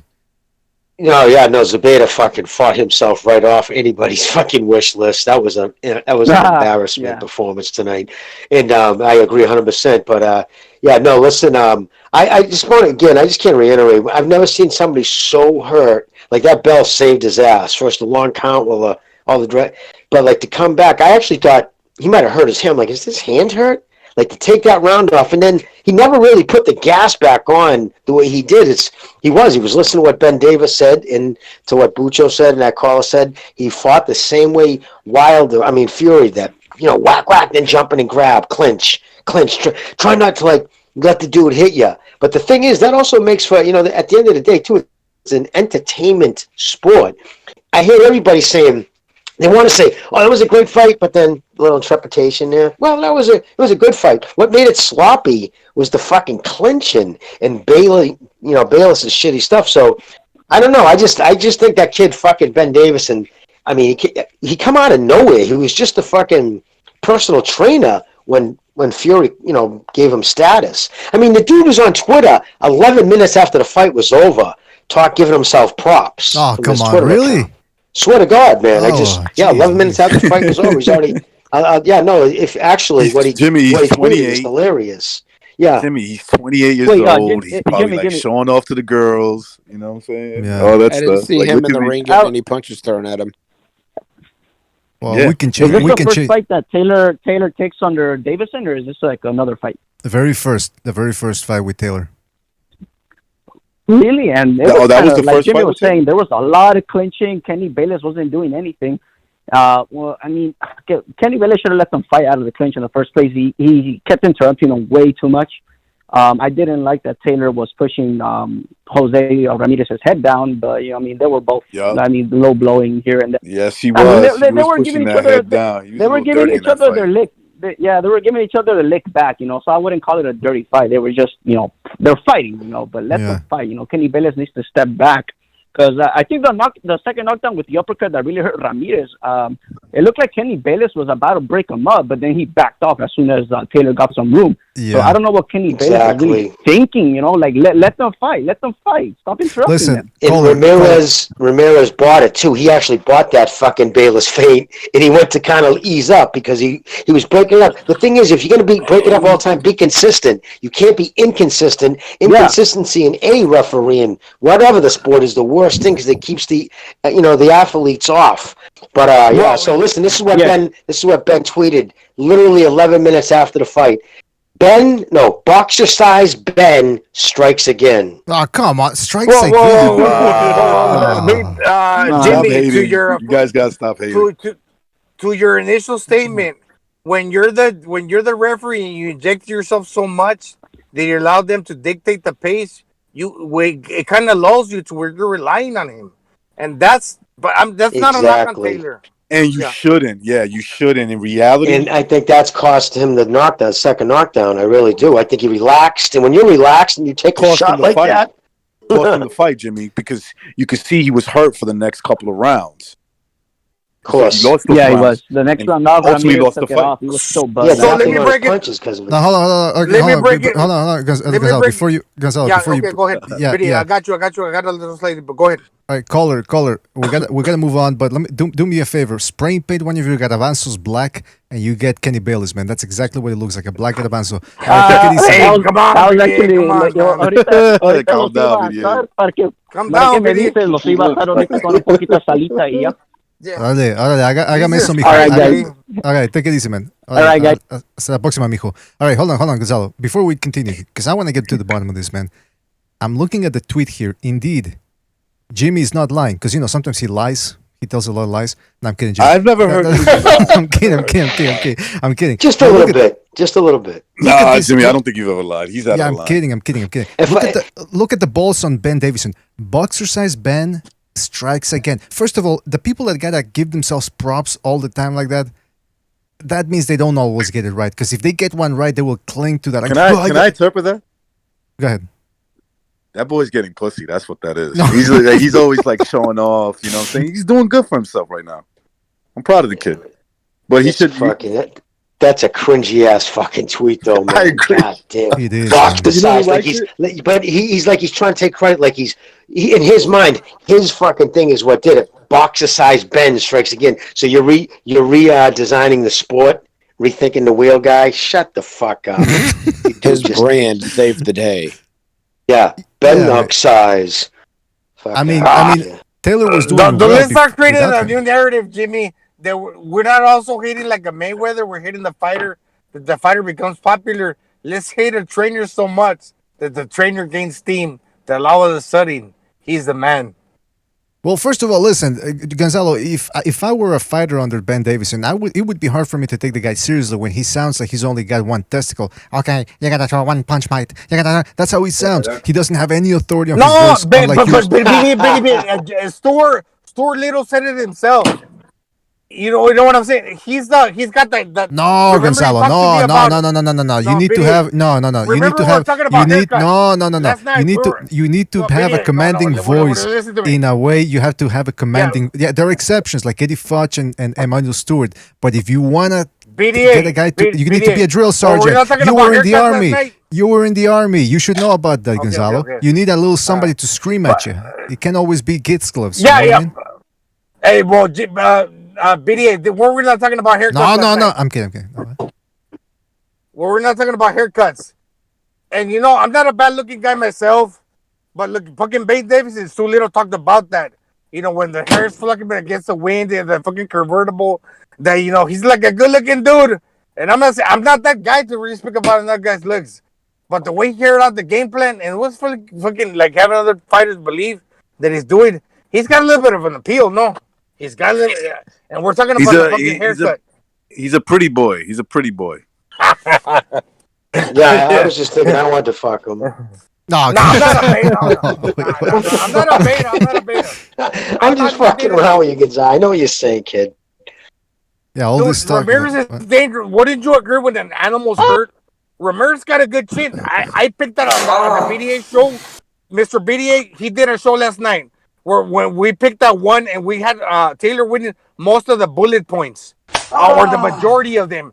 That when we gave one that I thought, it was like voted for in the chin department because Taylor had got hurt. Whatnot? Forget about my words. I thought Taylor had the better chin, but coming to find out, fucking Taylor, he hurt Ramirez, and You know that's what, something man? we have to think about. As always, that late money coming into Vegas from the Mexicans, it was starting to sway the line a little bit. In fact, if you look at the show that we did, that Gonzalo mentioned, we did a show earlier today, there were 3 comments of people picking Ramirez, saying, "Oh, Taylor has a little head. He's not going to be able to take the punches." And I started thinking, wow. That's where I eat my crow, video. I eat my crow just like fucking Timothy Bradley. No shame in the game. This is boxing. We win one, we lose some, right? He's got a little head, therefore he's gonna lose the fight. Well, I didn't want to sound racist. I wasn't trying to sound like a jerk, but I wasn't kidding when I said. See, because a lot of white people, they do betting over or with a credit card online. When the Mexicans showed up, which I knew they would fill the house up for Ramirez, those fuckers are coming in with cash, which I would have if I was there too. But a lot of that early money was coming from the UK because people were calling in with credit cards. So that's why you always see when there's a Mexican fighting in Vegas, the betting always goes heavily that night towards the Mexicans because the Mexican fighter because his people come in with cash. And listen, the bid arena is no joke, and I give my honest opinion, and I love boxing. Honestly, that what keeps me real in the game. I think, as far as my opinion, but they told me that Recognize would dick to my body. I had nothing to say. Because I know that Recognize, it's bad motherfuckers. We're just sharing our opinions. But that's what I have to say about that. And I give respect to Taylor, man. He fucking resoundingly won. And I'm not going to take anything away from his performance. Yeah, well, I want to keep stepping on Ben Davis a little bit here because I'm reading the comments here from that tweet that he made, and look at this guy. This guy goes, when did you strike the first time? That's a good point. What did he say, dude? He said, when did you strike because he said Ben something boxing strikes again, and the guy said, when did you strike the first time? when Fury went down in that 12th round. Yeah, exactly. Like some girl, when I used to work the club, these girls would come in, I'm back. I'm like, bitch, I never knew you were here the first time. Oh, geez. But if you look at the timetable, I took a picture. I was 50 minutes ago. Like, do the math, man. It was literally within minutes. So it was. Jimmy, you muted yourself. Yeah, Jimmy muted himself. So what Jimmy's saying is, as soon as they announced the decision, this motherfucker was looking for his cell phone. Right? What was he, like, pushing through the crowd? Give me my fucking phone. I gotta get out some T-shirts tonight. Exercise, whatever the fuck he's saying. He's got that. He had to tweet quickly because he had to go to bed because he had a boxercise class the next day. That's why in the morning.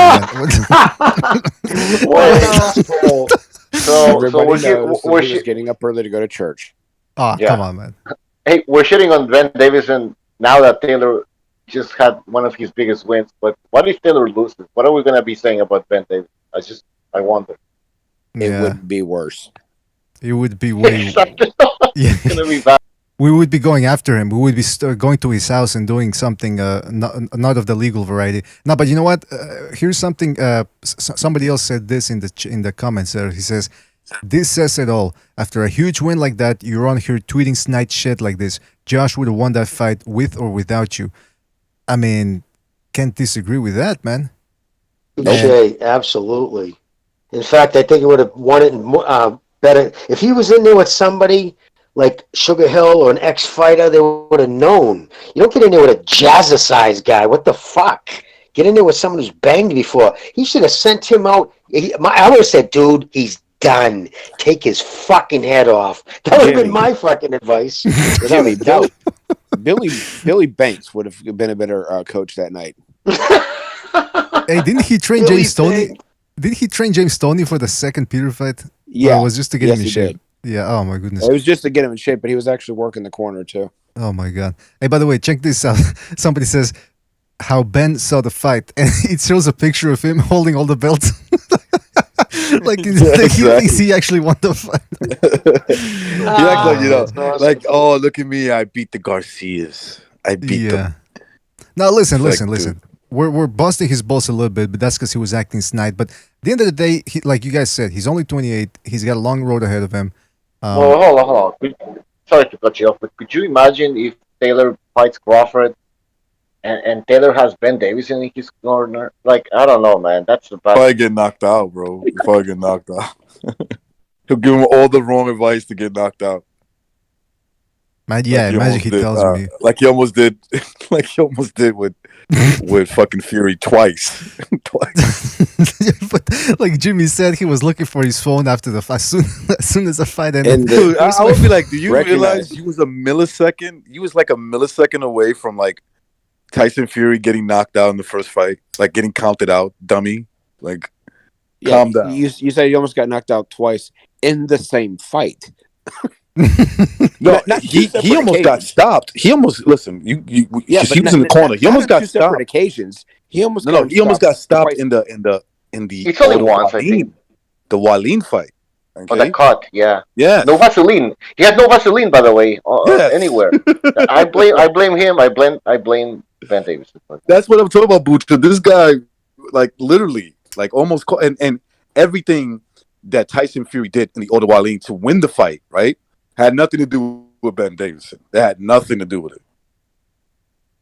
Nope. I mean, look, he might have some. Maybe he kept Josh Taylor in shape and kept him on track. Yeah, that kind of stuff. Yeah. But he's acting like he devised the game plan. Look, somebody said in the chat, in the comment section of the Twitter, they said, look, the guy had that Ingle style, not Ingle, sorry, the McGuigan style, because that was his old coach. So I mean, Ben Davis should be a little bit more. This is my opinion. I think he should be a little bit more humble and say, "Hey, listen, hard work." Yeah. Taylor did all the hard chat, work. Yeah. In the chat, Markel Edwards says, "And what undisputed champion have all of you trained?" Sorry. Oh, well, great point. Great point. I suppose we can't criticize Ben Davison now. That's the whiteout. Yo, Mr. BDA, shut down the show, please. Yeah.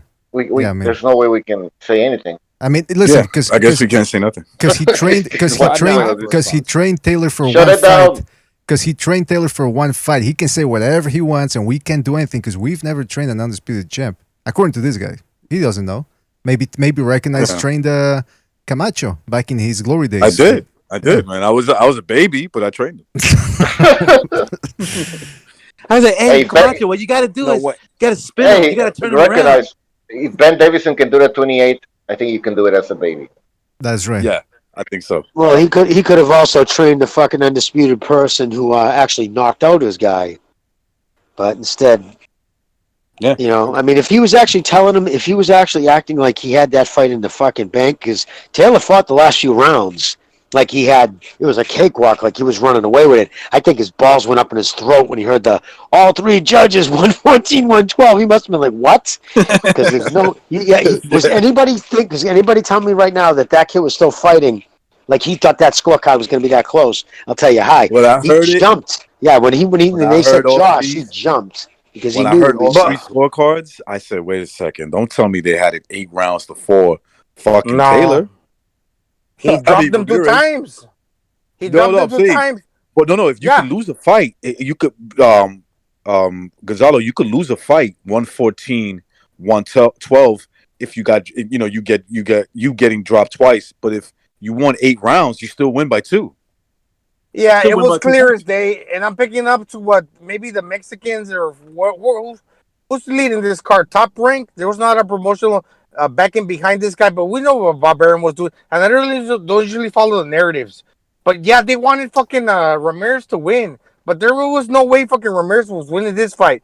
Fucking Ben Davis and Jimmy, and there's no. I respect your point of view, and I realize that you said something very important, critical. He could have got robbed, but I thought, in hindsight, to where if we were going to be like an even day and everybody's loyal and everybody's like honest.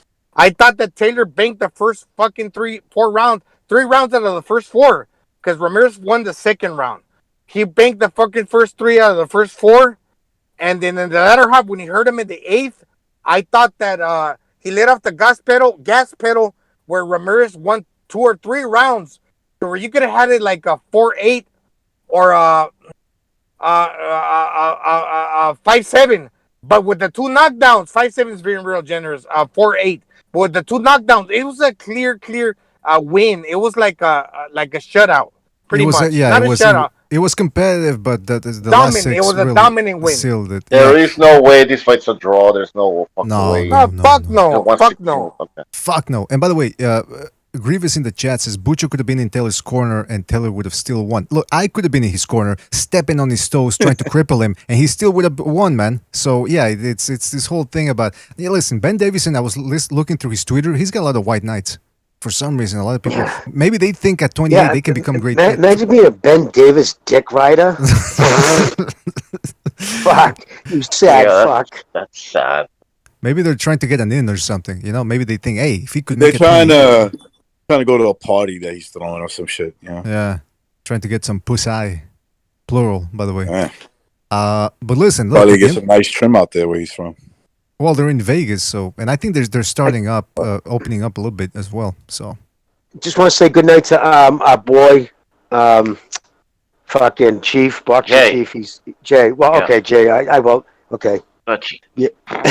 Well, I thought I was maybe I was wrong. I thought I was told to try to use that label instead of his name. I might be completely wrong though. So. No, but again, Bucho, I could be wrong. I smoke a lot of weed, like I said that, but I think he was leaving, so I just wanted to say good night. That's right. All right. Good night, gentlemen. Have a good night. You too, boxing. Take it easy, man. Well, listen. I was gonna ask Jimmy. Hey, Jimmy, what do you think Ben Davison is gonna be telling the strippers in Las Vegas soon? Oh my God! Did you see? Did you guys like boxing? Guarantee he's in Dunkin' Donuts tomorrow morning because he can't sleep. He'll be so excited. He'll be printing up extra boxing size shirts. I think he's gonna say, "Hey, Bimbo, you know who I am? Excuse me, who you calling a bimbo? I just trained the undisputed champion." You know, he's gonna try to. You gotta take some of that bass out of your voice, kid. Listen, let me tell you something. All Mexicans are not supposed to win. In the world where we're diverse, not all Mexicans are supposed to win. Yeah, I they're thought all not. Mexicans were winners. Hey, because they're fucking chanting Mexican. This gets a little diluted. Right, that fucking Mexico doesn't sound like a true fucking Mexican.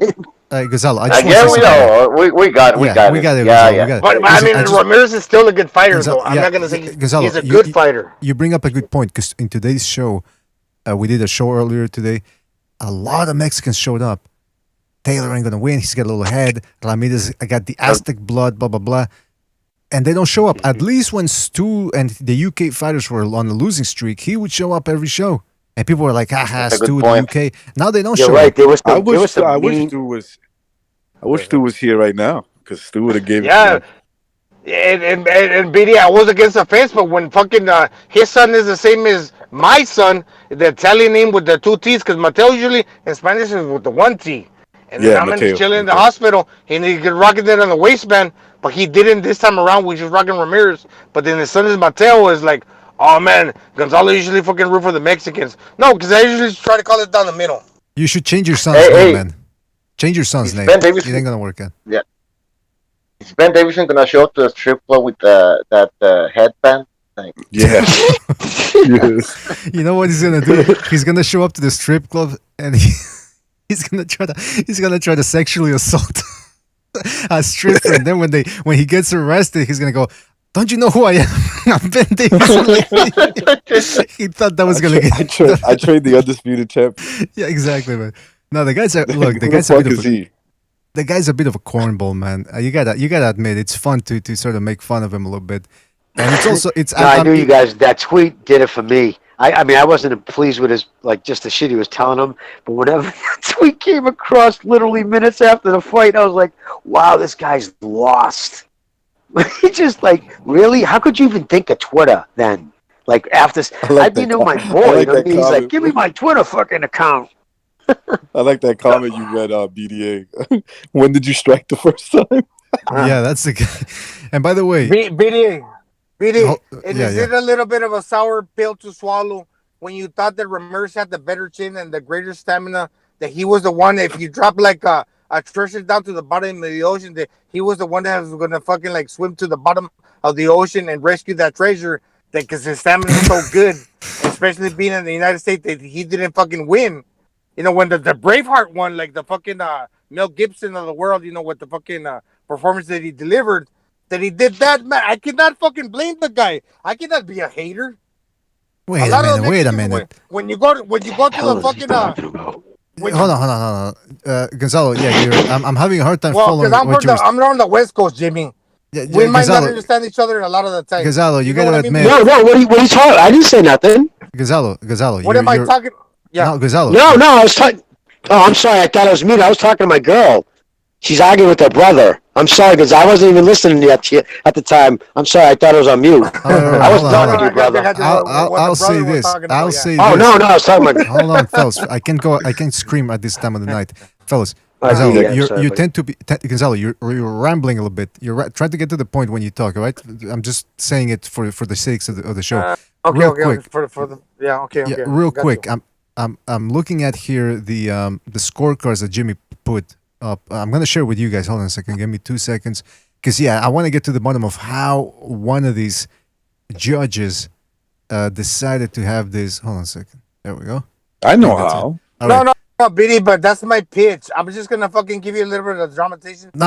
Hold on. Don't give me the package right now, please. I want to get to the bottom of this. Look at this.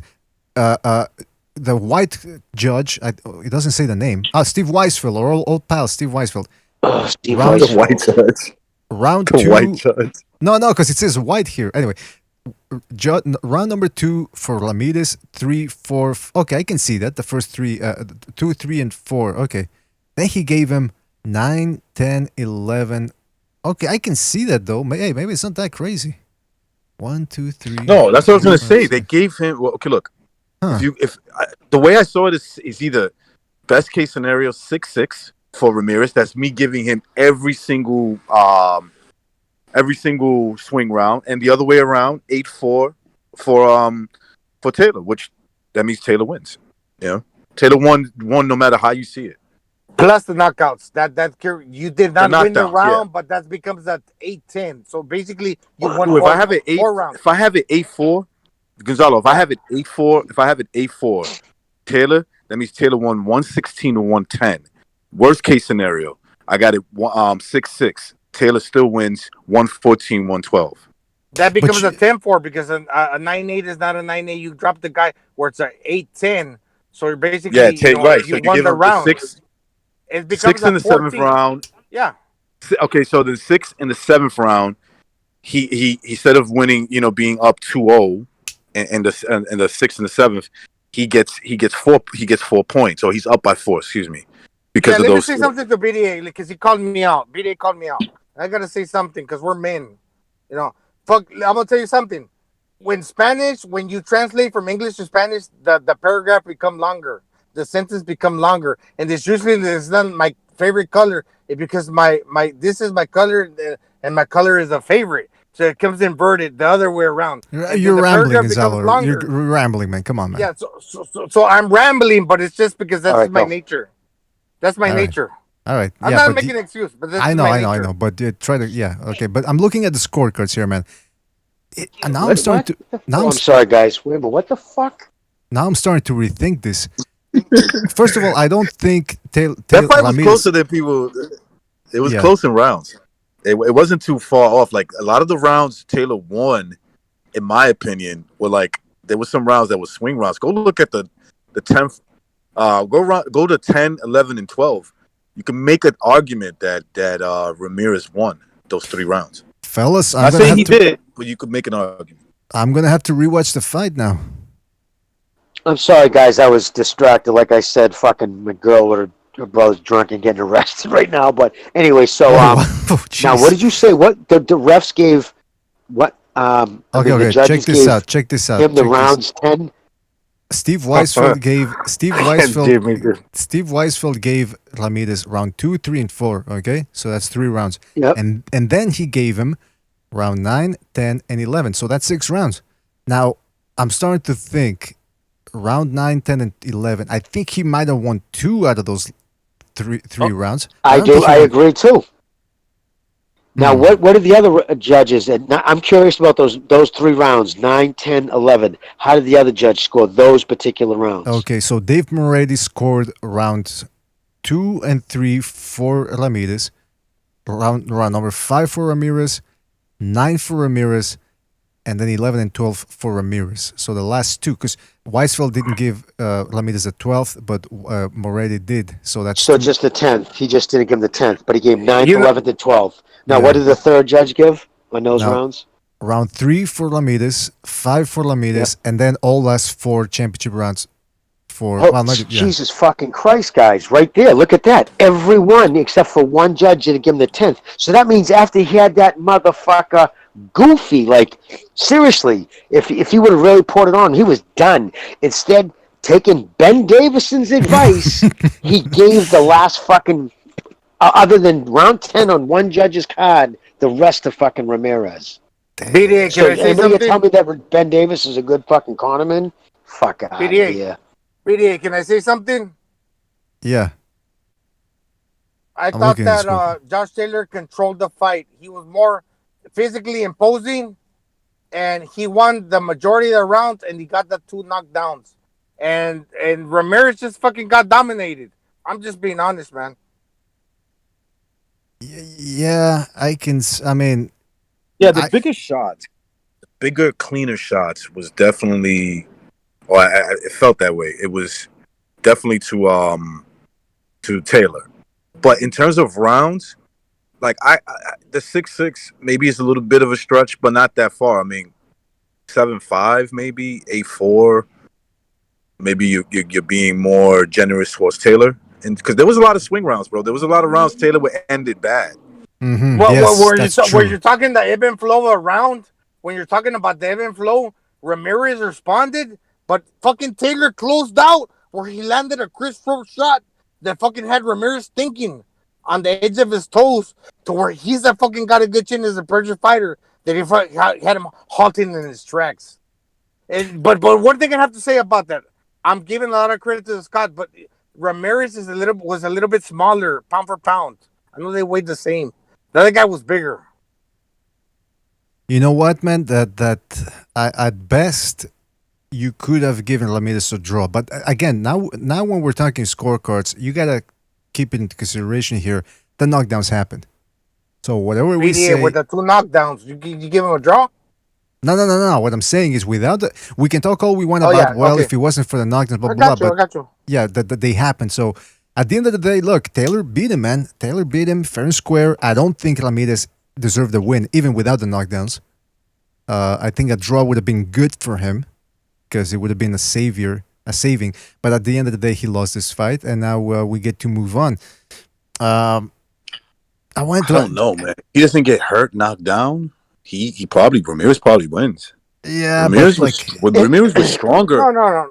Ramirez, hold on, real quick, Gonzalo. I thought Ramirez showed a bit more fight towards the end. That's because obviously you can't change what happened. He got knocked down, so he's feeling a little bit desperate. And I thought at least round 10 and 11. 11 and 12, and maybe even the 10th round. I'll have to go look at that again. He could have won those rounds. That's 3 rounds, bro. Look, Ramirez got hard. He's always going to shine, even in the losing effort. He's always going to look good. But that's not a draw. That's not a close fight. Fucking Taylor won. Even though he's got passion, he's got heart. He's a fighter. He fights well enough that he's going to look good. He's kind of like me. He's a badass. But he still lost that fight. He still lost that BDA. He still lost that fight. yeah, well, Gonzalo, can I clarify what I'm talking about here? Because I'm not even sure either. So I'm trying to work it out as I speak. No, I'm sure. I ain't going to understand you. Right. But let me just lay it out here. Maybe I can, we can figure this out. I think Ramirez, especially after the knockdowns, he had the body language of a guy who was behind. So maybe that swayed my opinion, especially of how the fight was going, because he was working extra hard, or trying to at least, after those knockdowns. So, but like Recognize is saying, it's true. There's a difference between the body language, but what actually happens on paper in the fight. And it's true. Like if you stretched for Ramirez, you could perhaps give him 6 rounds. At the end of the day, I have to rewatch the fight, man. All right, but yeah, I'm not gonna take away anything what you're saying. The grizzly bear and Taylor, when Ramirez hit him back, the grizzly bear was hurt. No, fucking Yes, Taylor was hugging. exactly. Yeah, yeah. Yeah, It was, he was a bit tired. I mean, he won the fight, no doubt, but Well, he that was his was a bit strategy. drained. Taylor, the clinch was his strategy right out of the fucking gate. He was clinching by the second round. Even when somebody's clinching like that when they're not hurt, that tells you they either don't know what to do in that position, they're not good in where they're at, or that was a mindset going in. And the same type of shit Fury did. And like I said, the fact that all the judges had Ramirez giving him those rounds, whether we agree with their scoring or not is irrelevant. It means that in that 12-round period, that was the time of the rounds that they felt Taylor did the least. And it was after they had him. And again, listen, one thing I like about about that announcer Ward, I'm not a huge fan of Bradley by no means because he's hyperbole. He announces off his emotions. One thing I like about Ward, he's much more fucking pragmatic, and he just, you know what I mean? And he speaks the truth. He said, listen, I don't care. He can look busy, he can be throwing the shots, he's coming back showing hot. But when you've been knocked down, and those weren't, Ward was so right, not flash knockdowns. Those were bad, you're drunk knockdowns. And I'm telling you, man, it's you're trying to get back up. Even if he's swinging, you lose so much off your punches. And the fact that you could see the punches coming. And whether maybe Taylor, who knows, maybe Taylor did hurt his hand. Maybe he tried to knock him out there at the end when he was hurt and hurt his hand maybe. But I just found I was just not a fan of how he finished off that fight. That's all I'm saying. Yeah, me too. Me too, Jimmy. I thought that the way he finished off was pretty weak. I saw him looking at the clock. I'm like, yeah, this dude is a little bit winded. Kept looking up at the clock too. Yep. That drives me crazy. He pulled Bubu Andrade in those last 3 rounds. All right, let's go to real quick. Let's go to a phone call real quick here. 910, you're on the air. 910, what's on your mind? Hey, what's going on, guys? It's Steven Schneider. I just called in to not really add too much to what's already been said because, we just all watched it. It was kind of clear. But one thing, I don't know, I apologize if I didn't catch this earlier. You guys might have touched on it. But Kenny Bayless, oh my God, that fucking guy is got to be, he is the Angel Hernandez of boxing. If you guys don't follow MLB, Angel Hernandez is like the worst umpire in baseball. Yeah, he's the worst. No, I knew exactly who you meant. He is the worst umpire ever. Oh, he's fucking terrible, right? You guys get it. Anyway, but the point I'm trying to make is like you guys have been spot on and everything, but everything else, I got nothing else to add. But I had to come in and hate on that motherfucker for a second because oh my God. That for the second knockdown, I felt like he gave him a fucking 20 count. Like, what the fuck was going on there? Yo, he kept coming in and babbling, like blah blah blah, and he would touch the elbow. He would touch one of their elbows, which would signify like, look, you're a boxer, you're a pro and shit. Like, ref comes in, you see his like hand coming out like in a knife form, and he touches an elbow. And you're like, all right, this motherfucker's breaking it up. He was yelling some gibberish. I mean, it must have been break. And then, I mean, I get protect yourself at all times. I get that. But, I mean, Jesus Christ, you expect some professionalism. Or it was just his reffing all night was terrible. I agree, man. I agree. It was unacceptable from Kenny Bayless. Just really one of those, everybody has a bad night, but his was especially bad tonight. So, Stephen, we're going to move on. Bad. And just one more thing before I hop off. That's a great call, but we saw a trend from Kenny. All right, hold on. Go ahead, Stephen. Go ahead. No, man. I'm not. Was that Gonzalo? Go ahead, man. All right, hold on a second. Well, actually, we're gonna move on, but thank you for calling in, and we'll catch you in the next one. Right? Oh no, man. Yeah. Hey, thanks for Schneider. taking my call and everything, man. Yo. Later, guys. CDA, I think I dripped off, but you might have cut me off. But I just want to say that we saw that trend coming from. Yeah. I know. I respect all you motherfuckers, man. No, you tell you just cracking me up, dude. Trust me, I'm not laughing at you. You're just funny. You just say funny shit. That's it. No, I get you. That's when I'm usually funny. But when Kenny Bayless he called out Luis Ortiz, was that the WBC rule where he fucking stepped in? He gave the extra minutes, and the first Luis Ortiz when he got him hurt in the 7th round. Yeah, he did the same thing in this fight. The Well, same Steve fucking clarified. thing. Well, Steve did clarify. I've been a big bitch about this stand over here, stand over there. The judge does that. The blonde guy. He likes to kind of. I think he's a good ref when he doesn't go overboard. And I was really complaining about that a lot. And Steve actually cleared that for me. He said they've instituted new rules in these state commissions now. That it's no longer just at the end of 8, rub your gloves, okay, go. They want to prevent. They think to prevent more deaths, give the judge or the ref a few extra seconds to assess the dude's eyeballs, his motor skills. Yes. So that's why they're giving this. It doesn't mean I don't like it any less, but I guess that they've been told to do it. But you can tell these guys like Bayless, they don't almost know how to do it. They're like, okay, oh yeah, that's right. They want me to make you go over here now. Like he doesn't even know what the fuck he's doing. Yeah, they stumble. Oh, They I feel like stumble. Bayless was. Yeah, Go ahead, no, go ahead, recognize. No, Gonzalo, I was gonna say I think that Bayless was trying to make it up to Ramirez because he I think he felt like, man, I confused Ramirez. Yeah, I think so, man. That's the thing. When you get a little stutter step going on, where you confusion and you're third man in the ring, that you're Because he was so off guard, dude. Kenny Bayless was so. Kenny Bayless it's not was like so. Mayweather or Ortiz necessarily, but at the same time, they're inside fighters. They bring up they're clean fighters. Look, listen to this one point that I have. They're clean fighters. When you're a clean fighter, you expect to fighting clean. And if the referee is not being clean, because the referee is not being clean, he's dictating the paces and confusing. Josh Taylor confused Ramirez, and he's sneaky. I cannot deny. Well, listen. What he did Kenny Bayless was being so active. Kenny Bayless was being so active. Not only was he the third man in the ring, he was the 4th and 5th. This guy was all over the place, and I think he fucked up tonight a little bit, man. Shout out to Steven Schneider for his contribution. Really appreciate it, Steven, and thank you for your call as well. And I also want to bring up something real quick, man. Timothy Bradley. Jimmy, you mentioned it that he tends to be too hyperbolic. This motherfucker, he's the new George Foreman. Because every time somebody gets hit, he goes, "Oh, he's hurt. He's hurt." Everyone's always hurt nowadays with Jimmy Bradley. Somebody wants to jab, the guy's hurt. BDA.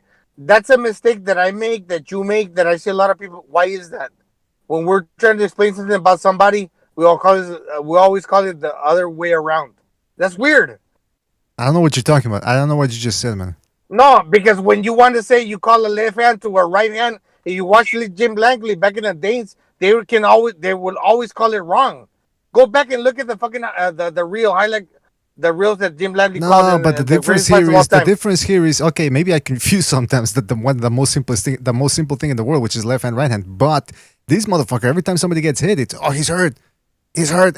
I think Ramirez must have hurt Taylor 50 times during the fight. He was on the verge of stopping him. If you listen to Timothy Bradley and don't watch the fight. Yeah, but I noticed that too, BD. I noticed that too.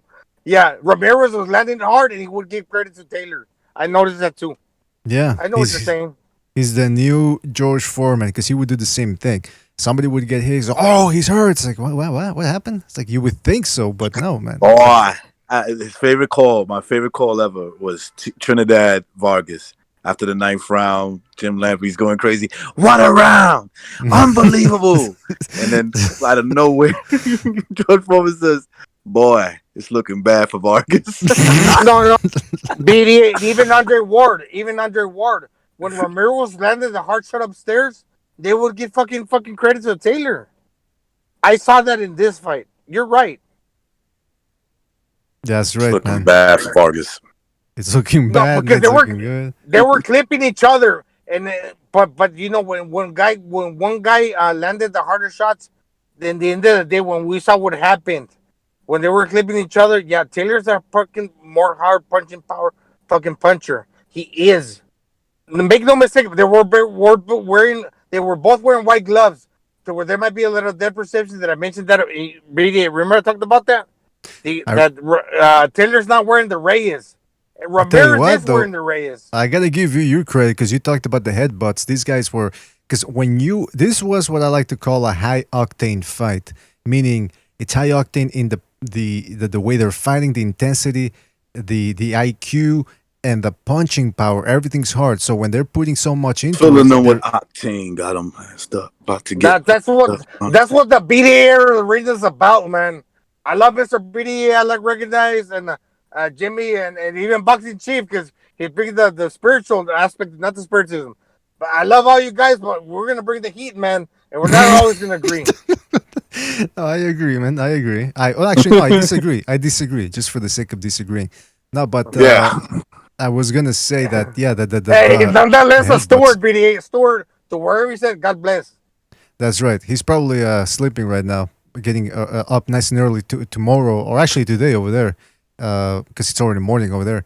Get himself one of those fry ups. But at the end of the day, look, no, but it's true. At the end of the day, No, BDA. But they were badass motherfuckers. They will call the game, and we know about boxing. Follow us at the Gonzalo, what the fuck BDA.com. was that, man? Gonzalo, what the fuck was that, man? Follow us. Gonzalo's feeling it tonight. He's feeling it. Oh, it's true, man. I'm gonna be quiet, but that's just how to say about that. All right. Well, listen. I like the fight tonight. I'm kind of disappointed though because the first 6 rounds, I really did look at the intensity of the fight. Like I said, high octane, and I thought, man, this is gonna be an all-time classic. Then whoops, Ramirez goes down, and after that, it was mostly all Taylor, except despite what the scorecards say.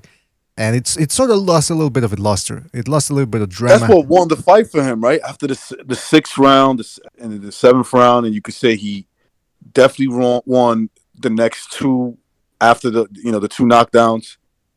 But the 10th, the last 3 rounds, the last 3 got interesting. Well, BDA, let me say something to recognize. Look, when Ramirez got knocked down in Tijuana, when he took the knee and he caught with the punch, because he's a converted fighter when he lands his punches with the lead hand. When I saw that he got knocked down, when he got hit, he took a knee and he dropped. And it was almost like a little bit of a delayed reaction. Ramirez got hit with a hard shot. That's why I realized that Taylor's a hard puncher. But I'm not rambling. What I'm trying to say is that Ramirez, sometimes he gets a little bit too into what he's doing, that he's susceptible to be caught. And we saw with Cepeda. Cepeda's getting bamboozled and he's kind of getting caught himself by a fighter Hank Lundy. That's 5 years removed in his prime because he's a counter puncher on the back foot. Ramirez was trading tit for tat against fucking Cepeda. Cepeda's a good fighter. But I'm saying when Style makes fights, I'm not saying that Hank Lundy doesn't compare to Ramirez, but what Ramirez showed, and when fucking Taylor's like the praying mantis and the elite level, where you cannot fucking take nothing for granted. Ramirez is kind of a little bit predictable when he landed the elite shot. The elite shot, BDA, you understand the last point that I'm making? When he's landed the elite shot, he's fucking and he's fucking straddling on the back on the ball of his toe. Remember we talk about balance. He's got great balance, but when he's straddling the back of his toe, he's fucking predictable. BDA. I think I got most of that, man. I think we'll get back to it at some point. PSK, shout out to PSK for his contribution with the super chat. It says it's a sad day. It's sad that Sky and BT dropped the ball with Taylor. Yeah, that they didn't even pick up this fight. This fight was on Fight TV in the UK, which is some sort of like a cable channel. UK's falling apart, bro. Just I gotta be honest, all right. Shout out to Stu. Love Stu. No, the UK, the UK is falling apart. A little bit. They don't allow you to travel. They don't allow you to travel. I'm saying no, they got great promotion, but those people can't travel. They can't see their fights.